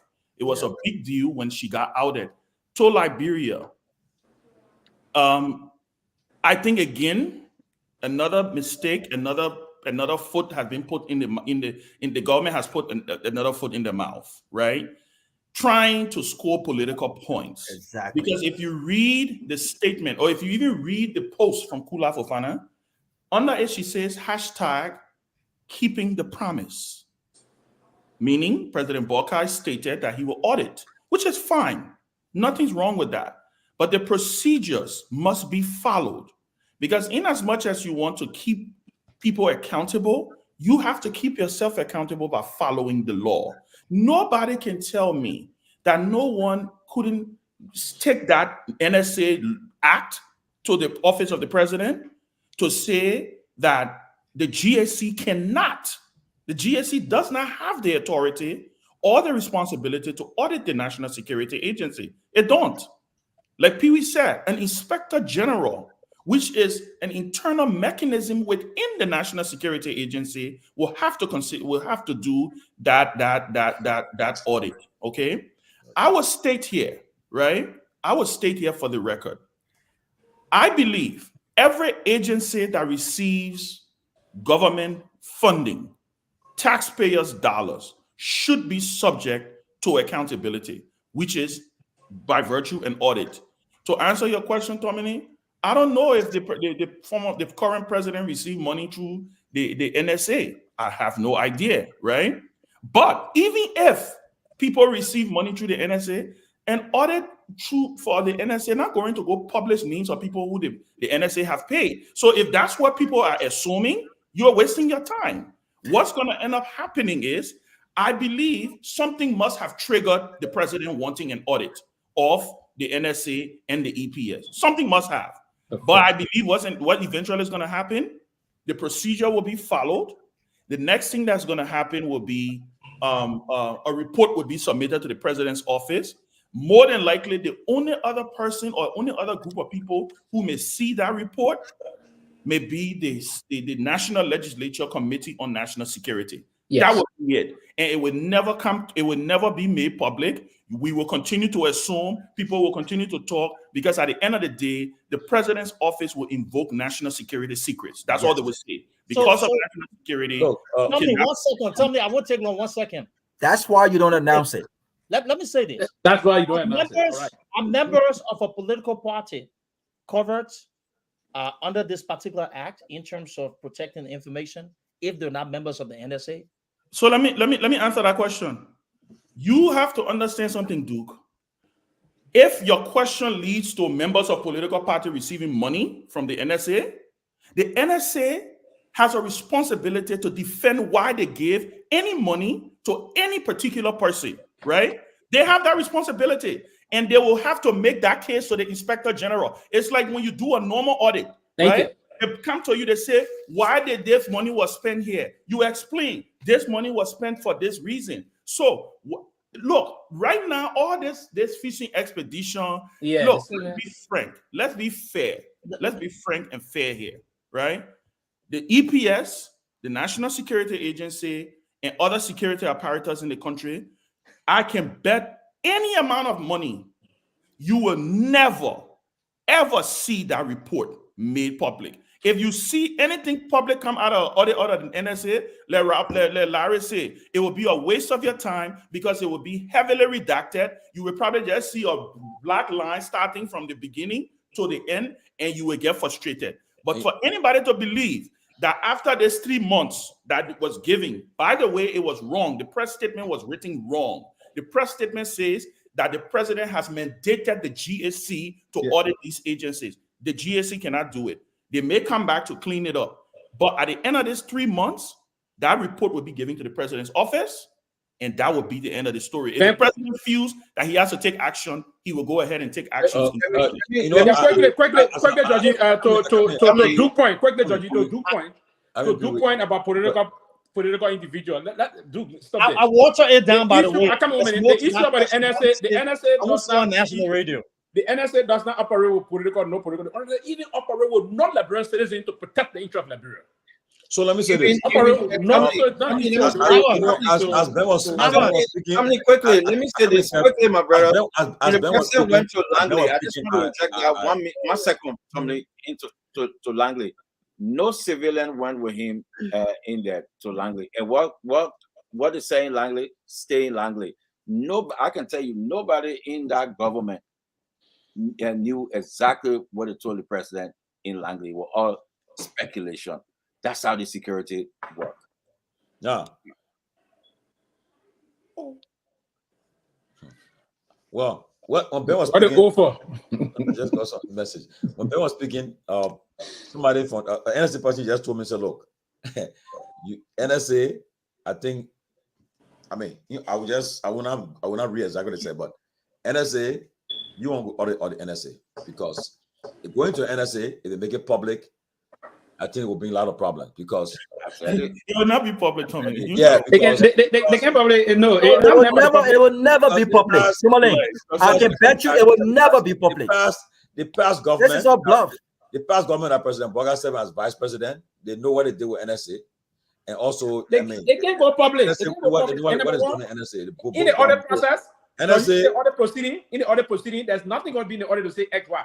For instance, they say, okay, let's say this auditor received $5 million for this. They said covert operation. They will not say covert. Intelligence gathering covert. This it will be happening as the professor said, man. There's gonna be they do it, and that it will be. Duke, my brother, I'm telling you, I just urge you to fire back at these people. What they did is wrong. But you're not gonna see those other people leader. No. No, let me say this. I show you have idea with folks saying that NSA from the Taylor government back that day. You don't want to. I have no idea about anything. I'm asking anybody. Why is that even a discussion? Nobody listen. I have no connection. No knowledge of anything NSA related.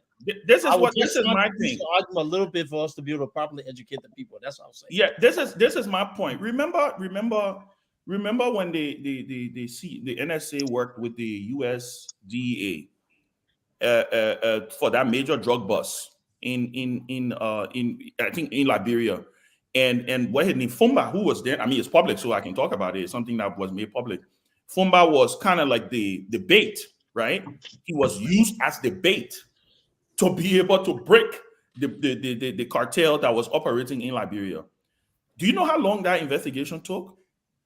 It took 4 years for them to finally get to the point where it was made public, and then at the end of the day, because it was more of a celebration of an achievement at the end of the day, right?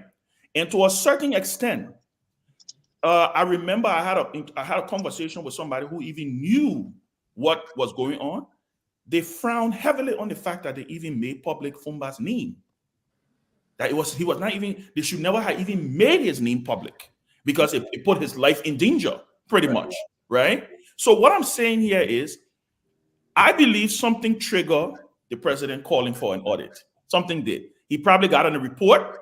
He's the new president. He gets national security briefing. Since he became president-elect, he gets detailed national security briefing now from the very NSA. He probably received a report, maybe a financial report of the National Security Agency, and maybe he said,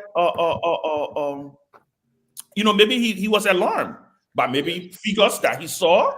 But hey, again, like I say, it will be left with the NSA to justify what they have spent over the last couple of years. And guess what? If there is any trace of impropriety or corruption or anything like that, like Larry said, there are mechanisms that are supposed to be in place for these things to be taken care of internally.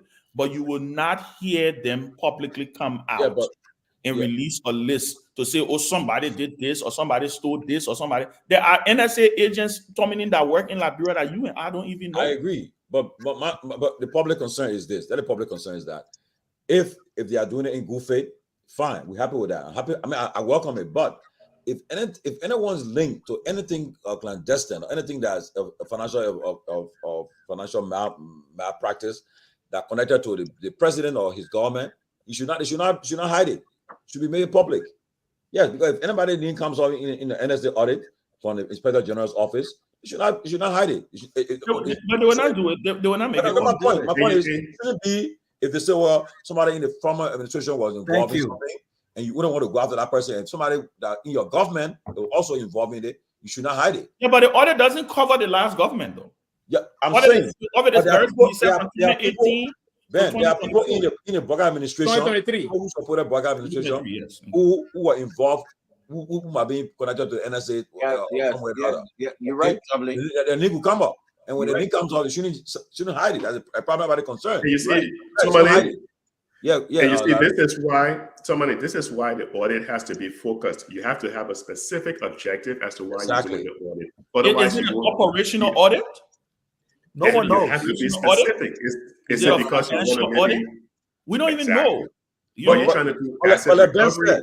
Ben said, I believe based on the security briefing the president may have gotten in the last couple of weeks or days that prompted this, because it's first time to go, everybody is concerned about it, to go to say audit NSA, which is not illegal, but I'm sure there's some briefing that he got that prompted him to say, look, audit NSA and EPS. See why is it EPS and all? He put EPS there too. Yeah, it's just a witch hunt. Central bank. He tied all together because maybe money came from. Well, so I mean, I'm sure we'll get to the bottom. We'll find out. It was a little oversight because you brought in central bank and everything. They referred to the GSC. But yeah, I think moving forward, the executive mansion will do the appropriate thing to do the necessary clarification that was a bureaucratic error announced by the office of the president. It's too soon to be making this kind of error. I try to say they are the professional, man. Yeah, but Larry, you told me that you guys are professional, Larry. Yeah, like I call you. You and I had a sidebar. We discussed it, right? but no, so Kev, here's the problem, right?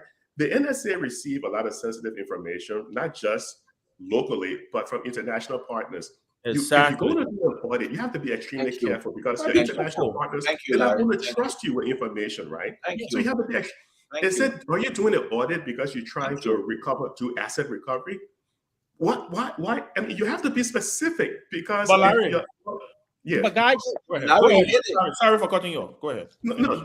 If the audit is not focused and you're going on this wild goose chase, not only does it look like witch hunting, but you're wasting resources. If you're doing this audit because you think you're going to do some asset recovery, what's the chance you're going to actually recover this asset? You're in a situation where you don't have enough money to pay current salaries.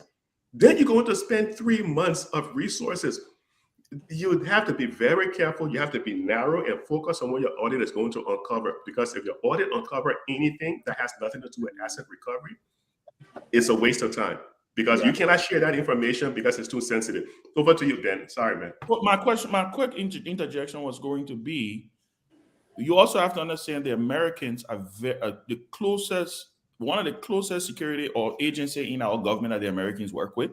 Heavily in our government from the existence of our country has been the National Security Agency, the NSA, correct? That is the reason, like you rightly said, right? There are American assets in a word of not house, human beings.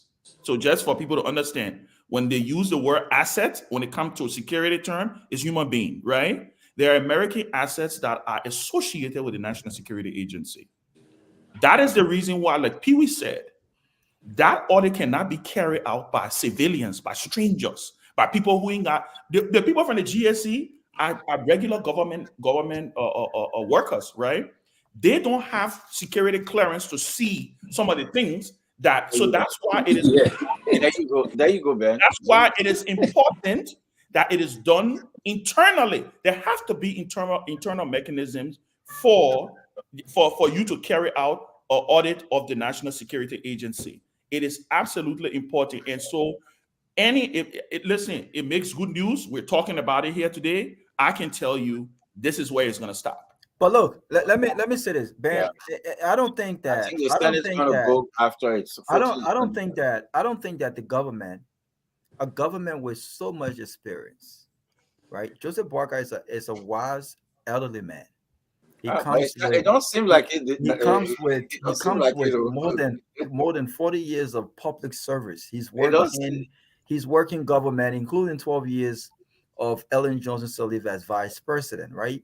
So you expect a man who will act accordingly on these issues. Look at the press release was very clear. I think Sylvester made a very good point. If the auditing agency would not be the one auditing the NSA, why would you release a statement instructing them to do so? The President Boakai mandates the GSC to audit CBL, EPS, and NSA. So clearly, the executive mansion may not know how these processes work. Because if they knew how the processes work, Larry, that's why I like Larry, because I smile every time he speaks. You know, I think because but he's slipping. I think he's slipping. No, it's not about slipping. You can't just slip like this, right? Well, see, I think he's slipping. Kev, wait, Kev, 1 second. But you can't slip like this.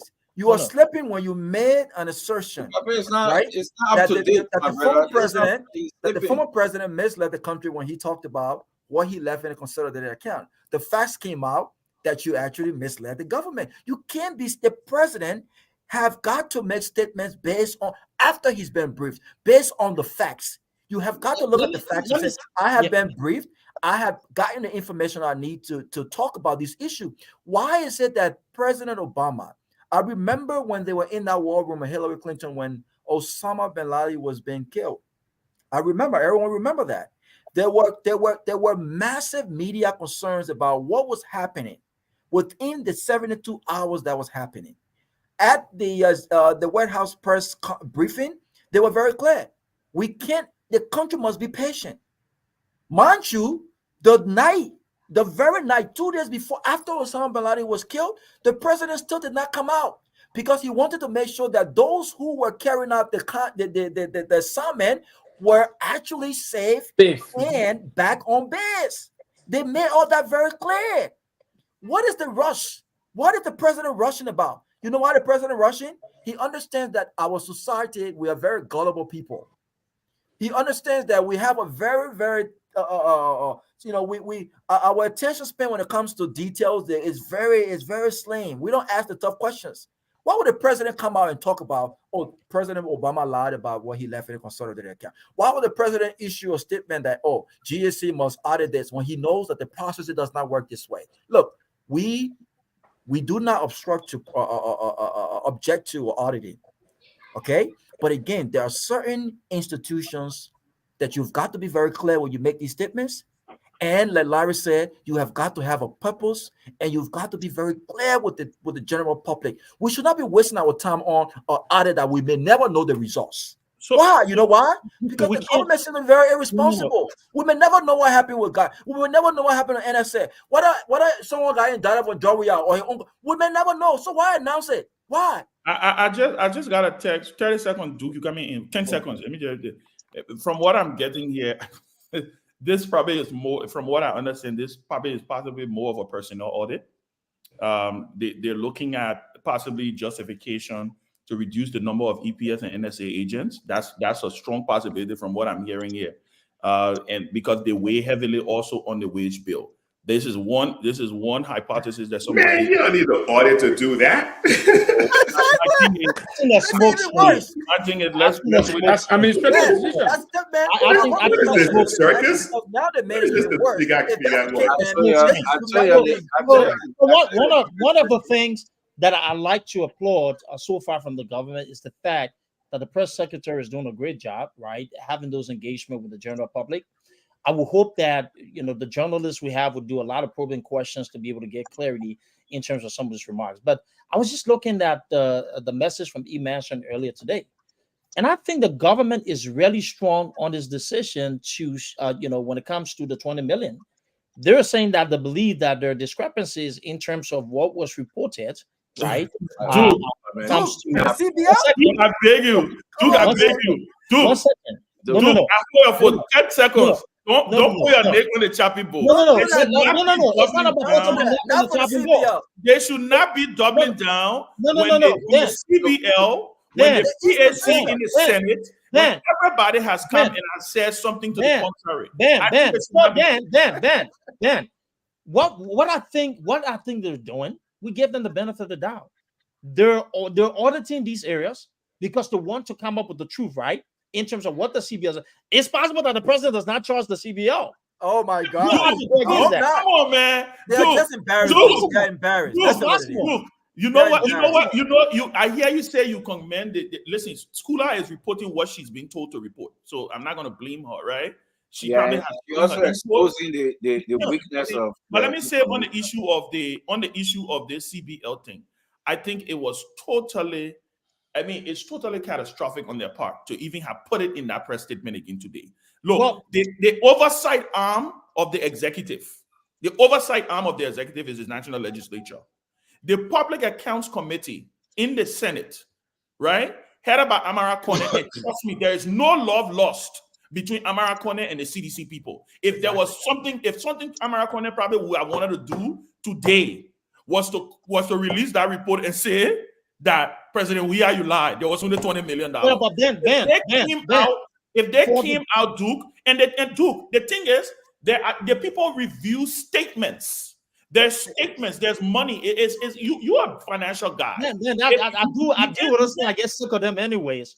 What I'm saying, how can you say $20 million is no, I get the point. But listen, but the government is still giving pushback on what's being handed to us. But that's what I'm saying, Duke. That is the political spin. No, but then that is the political spin. Or they're not coming to say the president messed up. And I government. And you know what I think the president should have done, Duke? You know what I think the president should have done? If present us with his facts. Yeah, but let me say that, Duke. You know what? You know what I think President Joe Biden should have done? Somebody should have gotten fired for giving him wrong information. Yes. It would have made him look so strong.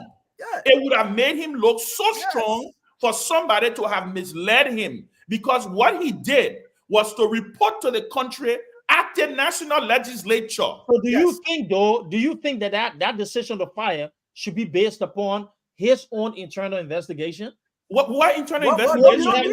It's either a statement or it's not a statement. It doesn't matter. At the end of the day, he still wants clarity, and we give him the benefit of the doubt. But the benefit of the doubt comes from the president being patient and waiting for the facts before he makes statements definitively. But today, 4 hours ago, the executive mansion is still defending. Yeah, the benefit is a spin. Is a spin. So then it is our responsibility for the executive mansion, the president, office of the president, to give us everything contrary to what we've seen now. But that's what people are saying. The president either lied or misled. The burden of proof is upon that. Okay, so that's the time. Okay, we're in error. We made a mistake, right? Or the other side that's bringing that information is inaccurate. Here are the findings. So there's still. My point here is. But remember, the CBL and the Senate Committee on Accounts does not work for the past government. Man, I don't even trust. There's nothing to protect you, especially with that. No, I have a lot of respect for the CBL. I would rather see Larry Kennedy. The IMF. He does not have that background. Let's be honest here. The CBL government should not been in that position. We criticized him when CDC made the decision to put him there. Honestly speaking, he should have been in that role. But I mean, absolutely. But the reality is that the IMF they're working with, IMF give them high praises. They say they are doing very well. So I mean, IMF? The IMF because let me say something to that. It was the same IMF who published bogus numbers for Samba 12 and later on retracted that. We don't trust the IMF. You ever heard about cooking the books? We see this thing with China. It is covered. It's evident. But then let President Boga ask them to leave because he needs them right now. He needs them. He won't tell them to leave. But so let me say something real quick. The IMF got the people in the central bank. You think the IMF will sit down there and bring out? For me, I'm not worried about the central bank. I know they did. But let me say something, Larry. Maybe you can answer the question. The question is being asked, right? How can you audit the NSA and EPS without Ministry of Finance Development Planning? Because money that went to the agency came from the finance, authorized by Ministry of Finance. So, I mean, this information I'm getting, how can you audit these entities without MOFFPD, DP? No, you cannot, because the audit trail is going to show the source of the money and the use of the money. Include finance ministry in the audit, right? Well, I mean, if you're only asking the finance ministry for information, that's one thing. That doesn't mean you're necessarily auditing the entire finance ministry. For example, let's say you have a program in front of you that was for like $5 million. If you want to know the source of that money, well, you get that information from the finance ministry to verify, or even the finance ministry can tell the central bank to show that the funds were transferred over to the NSA, because you want to verify the money came in. Then now you want to look at the program to see how the money was used. Was half of that money sent to Keff? Then you want to check that out. You want to double check that out because, Keff was living kind of a high life over here. But you cannot, to your point, Tomalin, you definitely need to know the source or the sources of the money and the uses of those funds.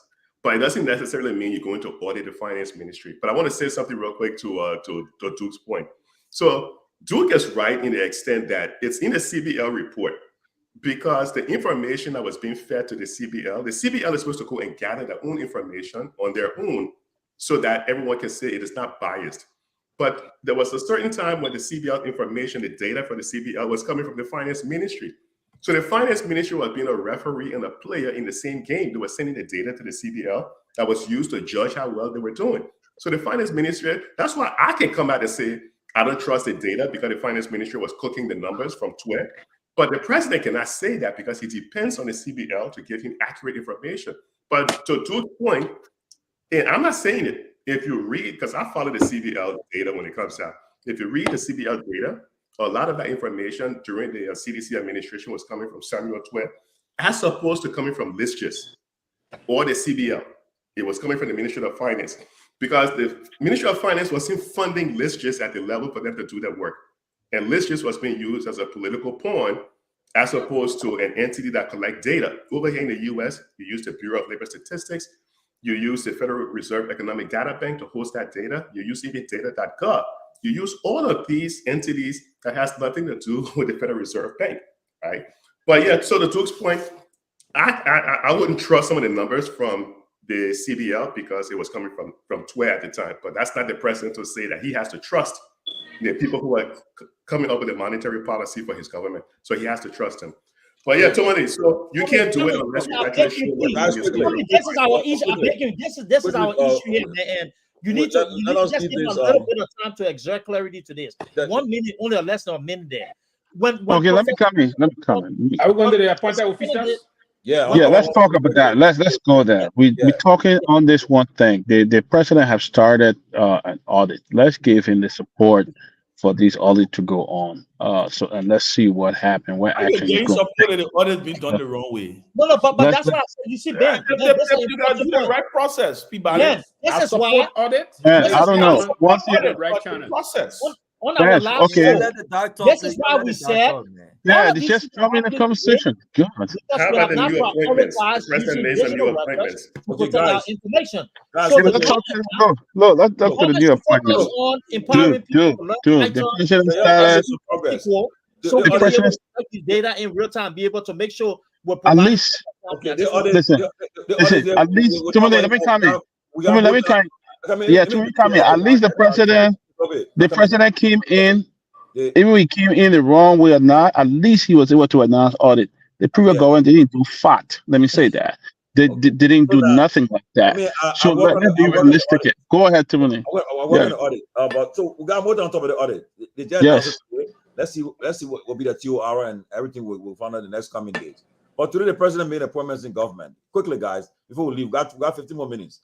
Let's talk about it. Call the names. Okay, we got Mo Ali. Warren Suwa, Mo Ali wanted this job, so I'm sure he's happy for this job.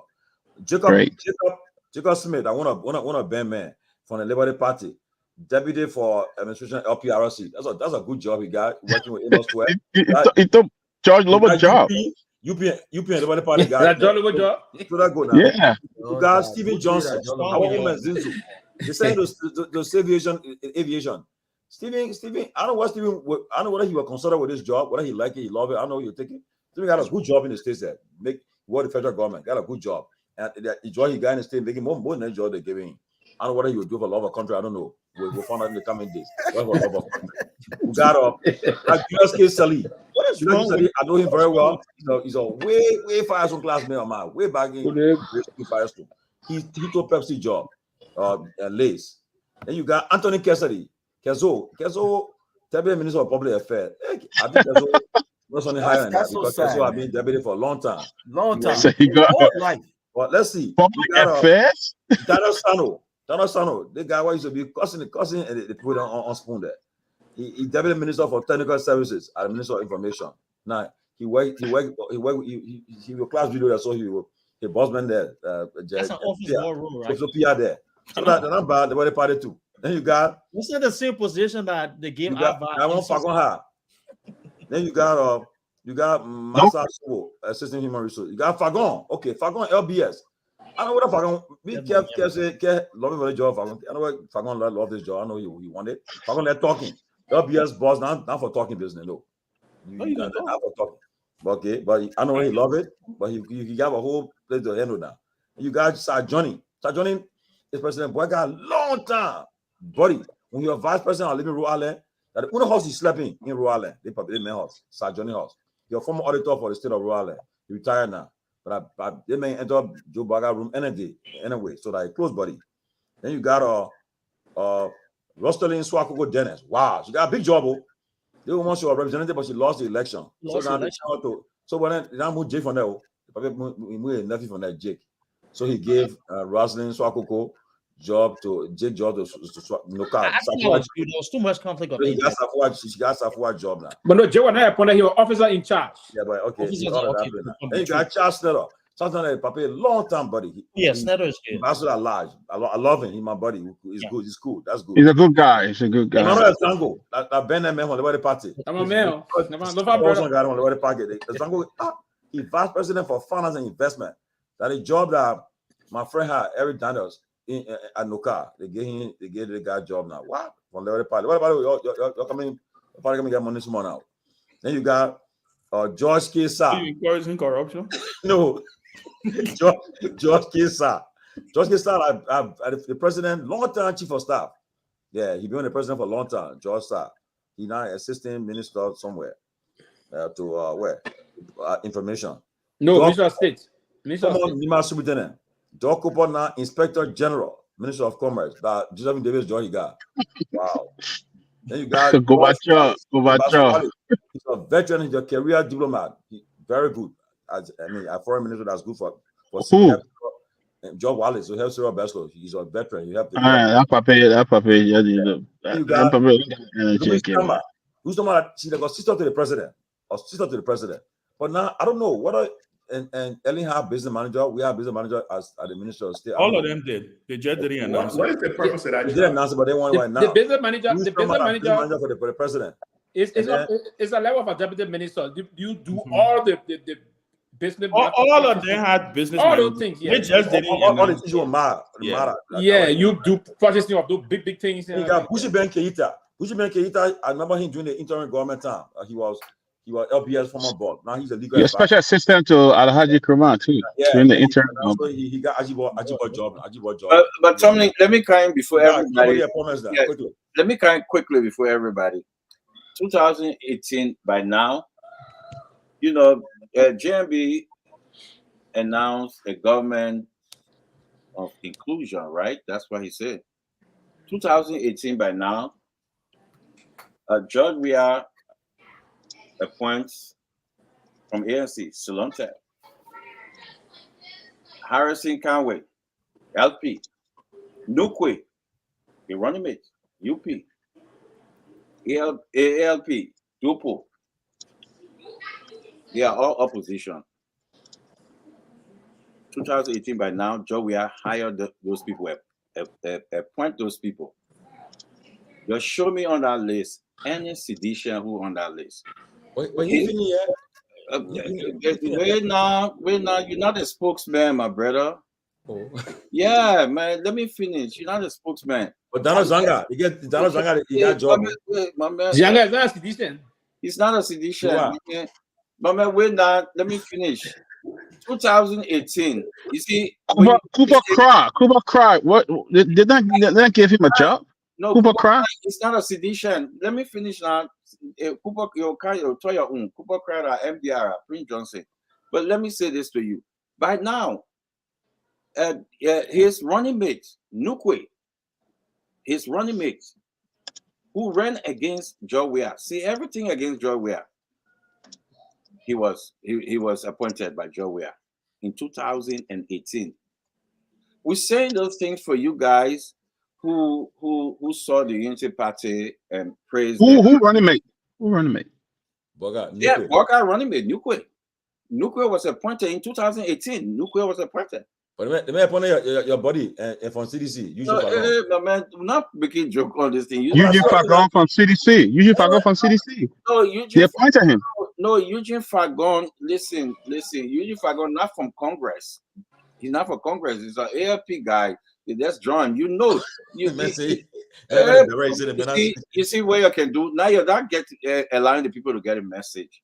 You understand?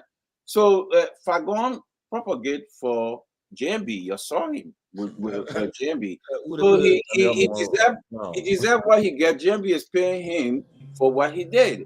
But I'm telling you about people who campaigned against George Weah, and George Weah appointed them. So 2018, by now, all those guys were appointed. But show me one list now that you will get one sedition there. That's the country we're going. So George Weah did something different. Sylvester, you know this. A lot of people were surprised and see that what CDC did. They bring Unity Party. People all in. Mo Ali had jobs. Everybody. But you know what they're doing now, Larry? They're going to places them, even lower level people that supposed to be having civil servant. They're kicking them out of job. Tenure position, they're going there as to speak. Going there, say they should leave the offices. Do your case study. Ask what's happening. So this is what's going on in Liberia as we speak. No sedition. A single sedition has been hired. But George Weah hired Unity Party, ANC, ALP, and the top, not lower person, top people as a level, as running mates. Who does that? George Weah. I hope you guys will buttress what I said. Let's get it clear now. It's the prerogative of the president. I mean, what he want to appoint? He promised us, but something he promised us a government. I will say this. And I spoke about. I will say this. From what I gather. Yeah, but something. Sylvester, how many government appointments the president can make? How many positions in the government? PPP help us. No, that's not what we're talking about. We say right now. But he's not doing it with the government. Come again? From the government. I mean, Sylvester. No, Tomalin. Okay, so let's be fair. Let's take a walk. Tomalin, man. So Keff is saying we should have a government of inclusion, right? So even whether the person supported you, they didn't support you, they're from the opposition. By having a government of inclusion, that means you can have everything that is balanced. I understand what Keff is heading with that, but the government haven't been formed yet. They're still appointing. They're still appointing that. Yeah. So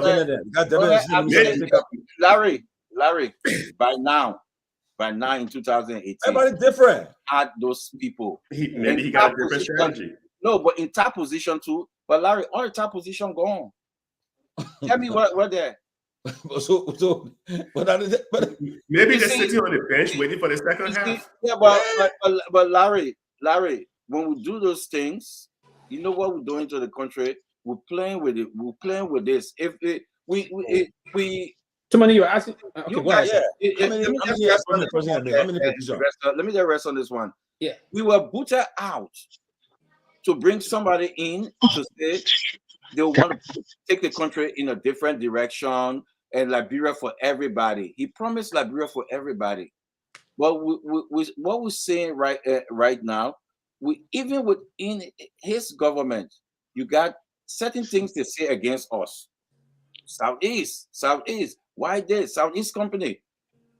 What happened? Is a Lofa company or what this? Yes, they said they were going to make it different, but look what's happening. I believe you guys will speak truth to power. I don't think you will kind of face this thing, man. If you're twisting, I give up. I give up.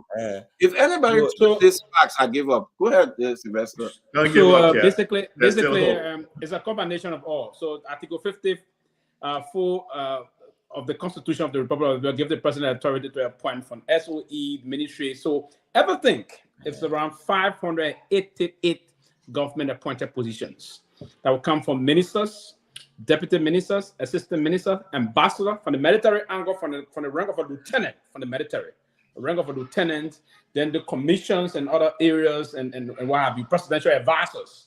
Now, if you're presidential advisors, ambassador at large, and the rest of that. So a lot of them, we still got more. And before today's appointment, before today's announcement, we had 58 appointments already, plus today's announcement. So we got much more left. So that's 17. So it's 17. So you add the 17 to the more. They're appointing more. They have the more. So wait. Let them from the government. Yeah. So let them win election. We shall win. We win. We shall win election. We lost the election. Let them put from the government. That's not what we win. The only thing I want to say about this, Tomalin, is that the only thing I want to say about this is LBS. So you go 75 and the government appointees are 75. Larry, JMB will have a very, only us from the opposition will hold their feet to the fire. But folks who are in the middle will give them a free ride. JMB will get a free ride from the middle. Free ride. Let me say let me say let me say a very, very big congratulations to Eugene Fagon. Congratulations, my friend. Yes. Yes. By the way, that Basel level of being sarcastic coming. By the way, Profakina arrived. He arrived in Labrador now for the appointment. No, I'm hearing he may never arrive. By the way, LBS, the employees. Okay, good. Ben Akam, maybe Ben will speak truth to power. Ben Akam, maybe Ben will speak truth to power.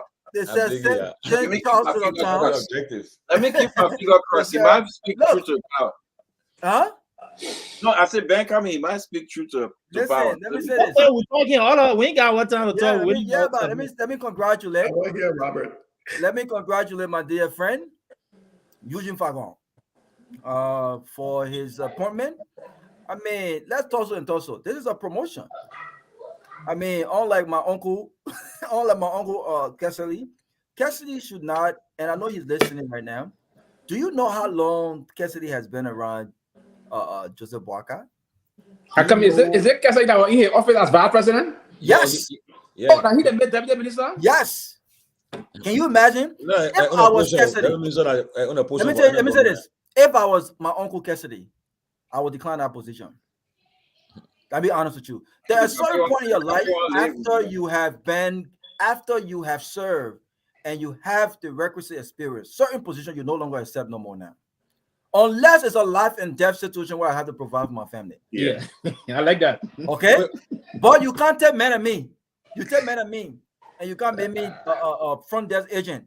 I should become front desk agent after I have been rooms operation manager. After I have dropped, look, there's certain time in your life you have to excel. You have to go up. Certain position deputy should not be to your name. But Eugene Fagon, Tomalin, LBS is right where he belongs.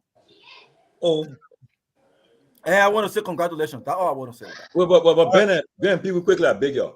And the LBS boss and Deputy Minister of Information is the same position. Yeah. So in terms of bureaucratic ranking, the deputy, the LBS boss and deputy, they are on the same salary line. Yes. But the only difference there is that you are head of institution. That's not different. You are head of institution. It's a title.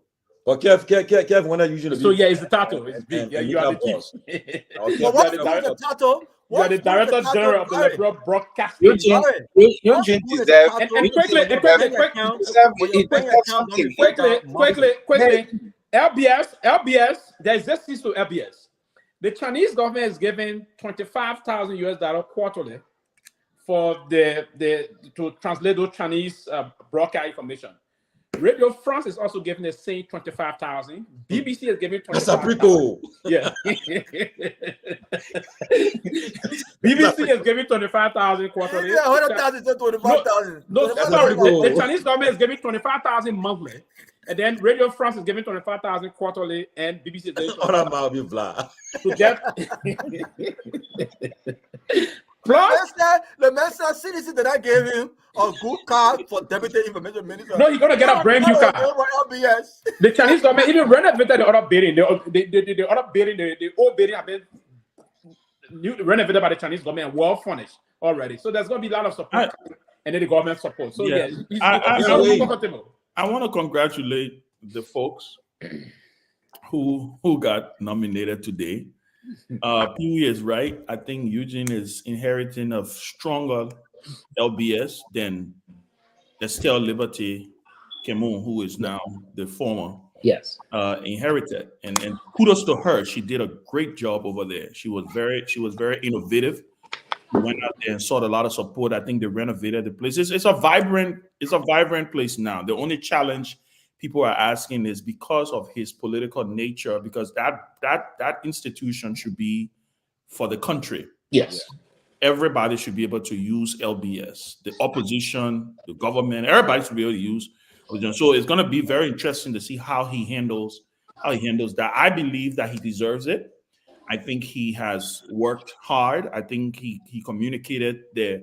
Listen, I never agree with Eugene Fagon or anything during the elections, but I think he was an effective communicator in a society like Liberia, right? Maybe anywhere else he may not have been, but he understands what makes the people tick in Liberia. So I think he was very effective, and so he may have wanted another position. As for I think I heard he wanted Minister of Information, but also you are pushing to go to to London to be our representative at the IMO. Okay, right. Yeah, So that one down quick. so what I'm saying is he now heads an entity.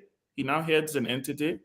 And so we congratulate him. On the rest of the other folks, we congratulate them. So no confirmation for him. So the 4AA will not be questioned. So there's no confirmation. Yeah. On the other folk, we recommend, we congratulate them. I just texted my brother Stevie. I said, I didn't know you wanted a job too, because I know it was one of the attacks that he kept leveling against people, that people just supporting we are because they want job and stuff like that. But I congratulate Stevie. I think he's way qualified. I think he probably deserved something higher, but I think he will accept. I think LCAA is a very interesting. But we make up all the guys on your party, all the guys there. Zango, Yeah, well, I come in. So Steven, I think Steven deserved that. I mean, listen, LCAA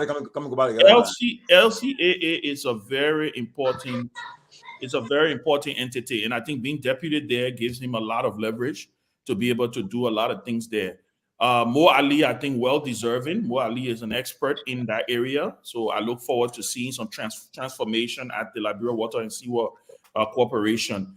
With Jacob Smith, I'm extremely happy for Jacob. Jacob has been he's been in the trenches since Charles Brumskin, and I think if anybody deserves, I didn't know he was going to LPRC. I had heard something else at another entity, but I think LPRC is he's a great administrator. He served as my Secretary General when I was chairman of the party, and I know he's a great administrator. So I congratulate Jacob. Daniel, I think Daniel will do great at MICA.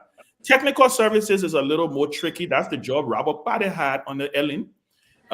Technical services. So we'll see how he makes that. Daniel, the guy who said he's going to drag Josh we are in the street? Yes. It was Daniel Sando. He made that. He made that. Technical services. Basically, he deal with the newspaper. I don't know. He deal with the news folks. Yeah, he's more. It has to be more of a writer, pretty much. Yeah. You link. You run. I think you work with the New Liberia newspaper, if I'm not mistaken. Yes. Right? Yes. Yeah. So Daniel, yes. Emmanuel Zango, interesting appointment.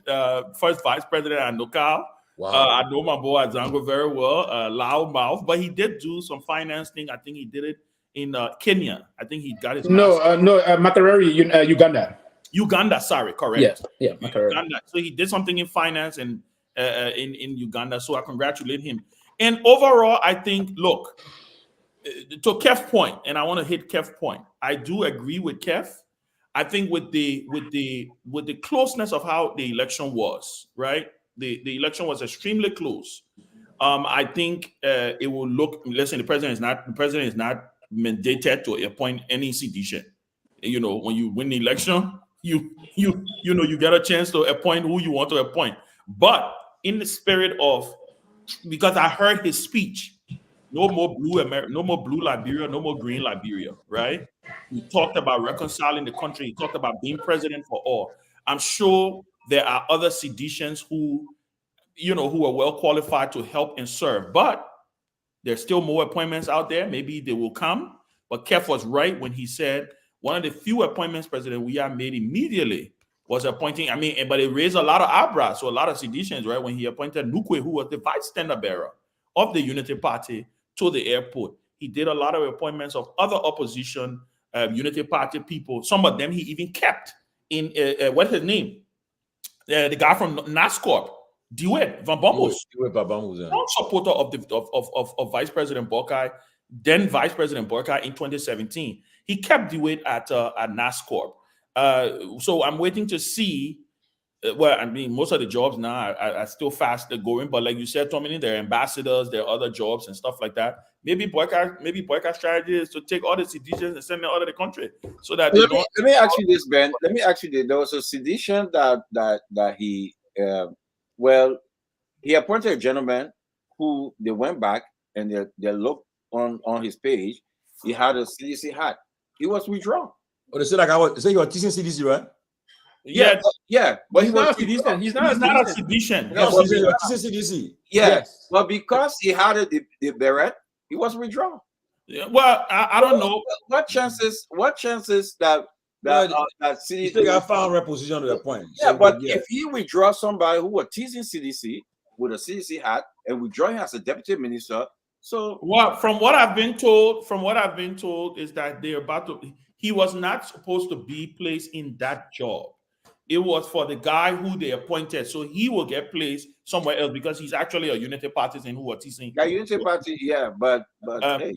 My last thought on appointed is Rosalyn Swakoko Dennis. I thought it was very interesting to see her laying at Nokal. Yeah, I wanted to ask you that. I was very shocked. I know she supported the vice president, the president now in the second round. So I don't know what went into that, but it was that was a shocker for me, right? Because I would have thought maybe somebody like Stephen Johnson could have headed Nokal. Let's be frank, right? I think Stephen would have been a more he would listen. That's just my opinion, but I wish Rosalyn well. I think she's gonna do great. She's very smart. She was I don't have a problem with her stability in the way she go about things. You remember the last time she accused that people in her ceiling try to kill her, some outrageous things. I don't know. I do. But I'm still looking forward for tomorrow. You have George Lobonin coming up too, Jacob Akoli again, Luther Tape, and again, if the president is listening, watching this show, I hope he considered my own sister Mepe for Nimas Lieutenant. I think y'all can be doing these people wrong. No, not wrong. Let me say this.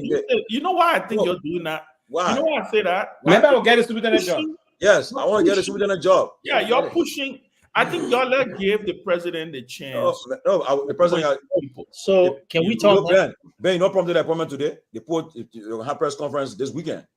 I would not be surprised if I don't hear George Lobo as assistant minister for logistics and the minister of state. No. So if we're moving along, Charles Lobo deserves an appointment now because he's assistant minister for state. George Lobo may likely take the assistant because he's close to handle all the logistics of the president. That would be a good job for him to. Yeah, what Porter? The job Porter had. Yes, I'll tell George to look for hustle for the gift. That's a very perfect, wonderful. I don't think George needs an appointment, by the way. So yes, I think George pushed. He pushed for that. He gave it to him. He's very good and powerful.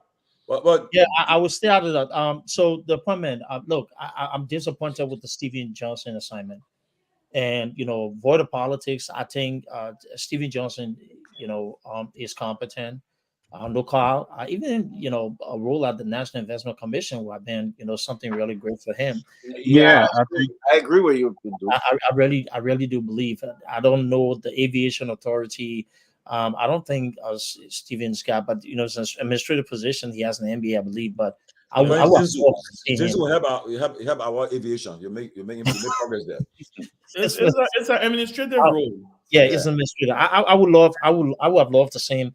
Yeah, Stephen.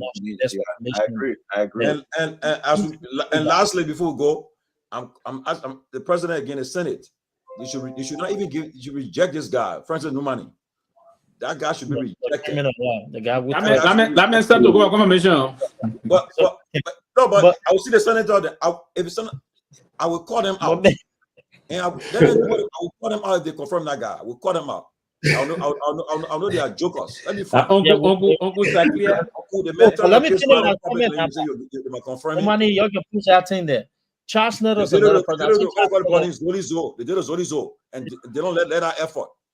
Okay, so I want to see you lead the effort. Yeah, because by now Dylan talking for Zolizo. But guys, look, guys, in 30 seconds, I'll give a closing comment so we can leave. 30 seconds. We're closing that. Okay, we're taking phone calls now. What? No, you're closing right now. Okay. All right, perfect. Let me just go real quick, 30 seconds. So on the appointments, look, if you look at, and this is reference to just maybe 2 people from the appointments list, right? If you look at the work that Stephen Johnson was doing in the U.S., I think they got him in the wrong position because Stephen is highly educated, highly qualified. Stephen has a wealth of experience.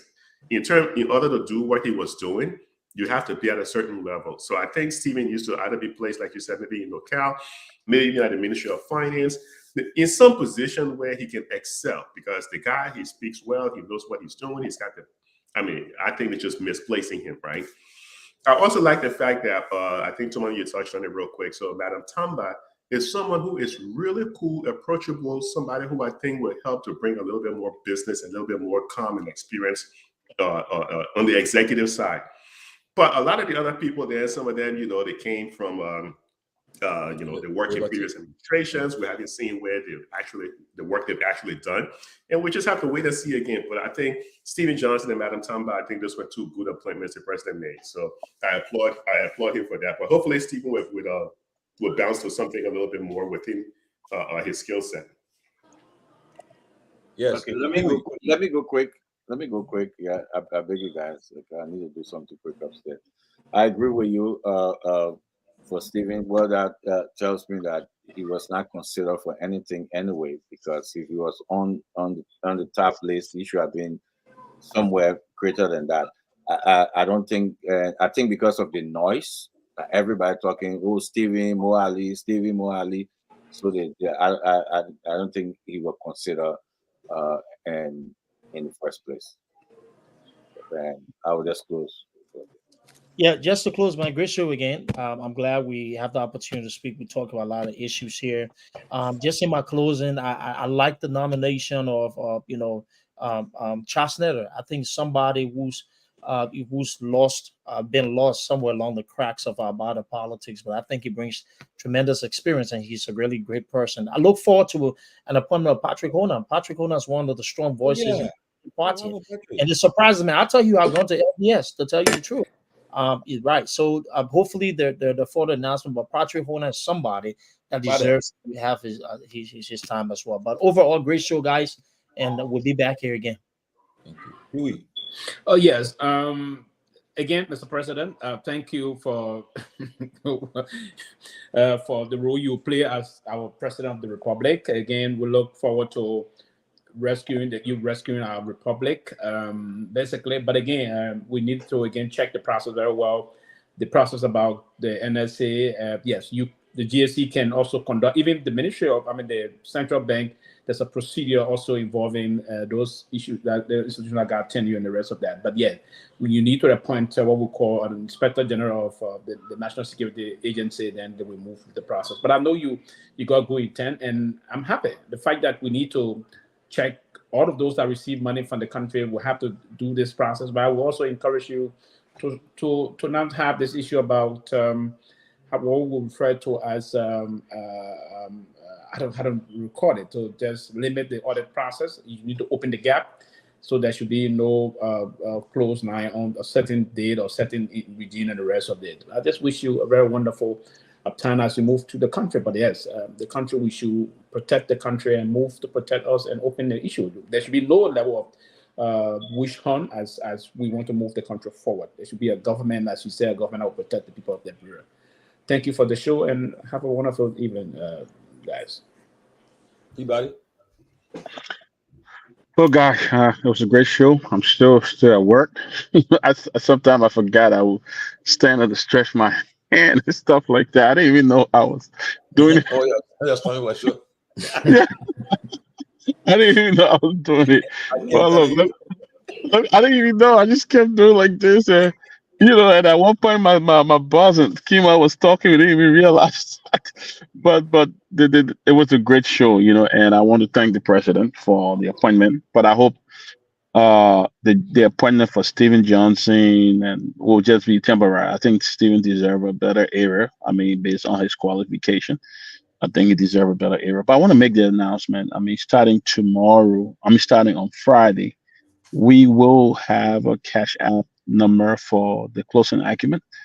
and want to encourage you to donate. You know, one of the reasons I hear people saying you can't come on 5 days a week. It's expensive coming on 5 days a week. It's a lot involved.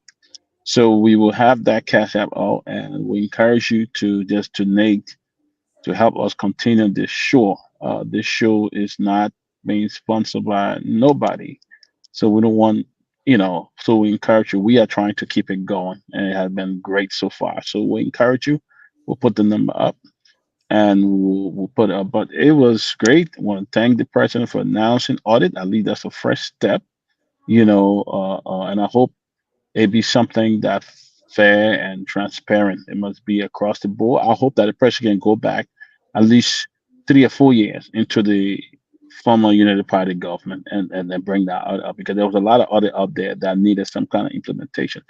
But I think it was a great show, guys. Thank you. And we look forward to seeing you guys on Friday. But look out for the Cash App number.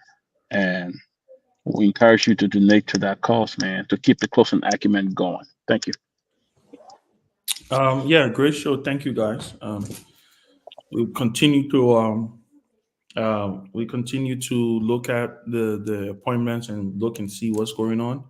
We appreciate everybody who continue to support the show, and we believe at the end of the day, the president is forming his government. Let's wait and see. Then more names will be coming up fully. I think tomorrow is Thursday. I'm sure before the end of the week, there may be more names coming up, and we look forward to seeing who else is going to be placed to serve the country. So thank you again. Okay, so to end, I just got this. Let me just read this quickly. Okay. It's during the presidential administration, Dr. Anthony Sayer wanted all security agencies audited. They agreed and commissioned an audit, but NSA fought back and President Salih did not enforce it. It's a great idea. Money flowed to them, to the presidency and others. Okay. Then the CIA and NSA here are audited by people who have top secret clearances. And lastly, okay. Is it to preserve the NSA from public disclosure of their operations? Both bodies are authorized to withdraw to the extent necessary for the maintenance of secrecy. Now the money, it's yearly appropriations through the Ministry of Finance and deposit deposit to them in its respective checking accounts in a bank within the Republic to be designated by the president as the legal depository. It is authorized to develop and maintain its own procurement, accounting, and auditing system separate from those of the general government accounts that shall be audited yearly as circumstances may require by an auditor appointed by the president of Liberia. Well, this is from former auditor general. So that's why I think the NSA people are raising issue about the NSA and EPS on being asked to be audited. But we hope to get more clarification in the coming days. But guys, it's good. Thanks for watching the program. Thanks for the program. We look forward to having you be back on Friday, and more appointments will be made. We're hearing in the coming hours. So we look forward. I pray that all those who fought for the rescue mission, who was on the rescue train to rescue the country, hope that it will be appointed, and so that the government of the country can move on. And I know civil servants, civil servants, I heard they haven't taken pay yet. But somebody texted me. They say, I'm going to talk about you too. You haven't taken pay? No. Wow. So I hope they will. Now, I don't know if people will go. They're not coming yet now. Yeah, they will take pay, man. They will pay them. So they owe them for, I think, they owe them for what? How many months now? 2 months? No, I think 1 month. They're not there for January. Yeah, so but I hope they will pay them. So, but we're looking forward to it. Let's see what happened. Yeah, the president took a drug test today. He passed. He and the vice president. And I don't understand it. I don't understand the essence of that, though. To be honest. So everybody taking drug tests, and I don't understand the essence of that. You're giving drug tests. You don't have facility to treat people if they have drugs. I mean, I don't understand that. I mean, what's the essence of going take drug tests? But the president, one thing again, the president needs to declare his asset. Though people are actually. You haven't done that. Yeah, tomorrow he will declare his asset. Okay. Tomorrow, hopefully, he declare asset tomorrow because everybody concerned about the asset being declared. That's what we're. So look forward to that. But anyway, guys. Heron, we'll talk offline. Bye-bye.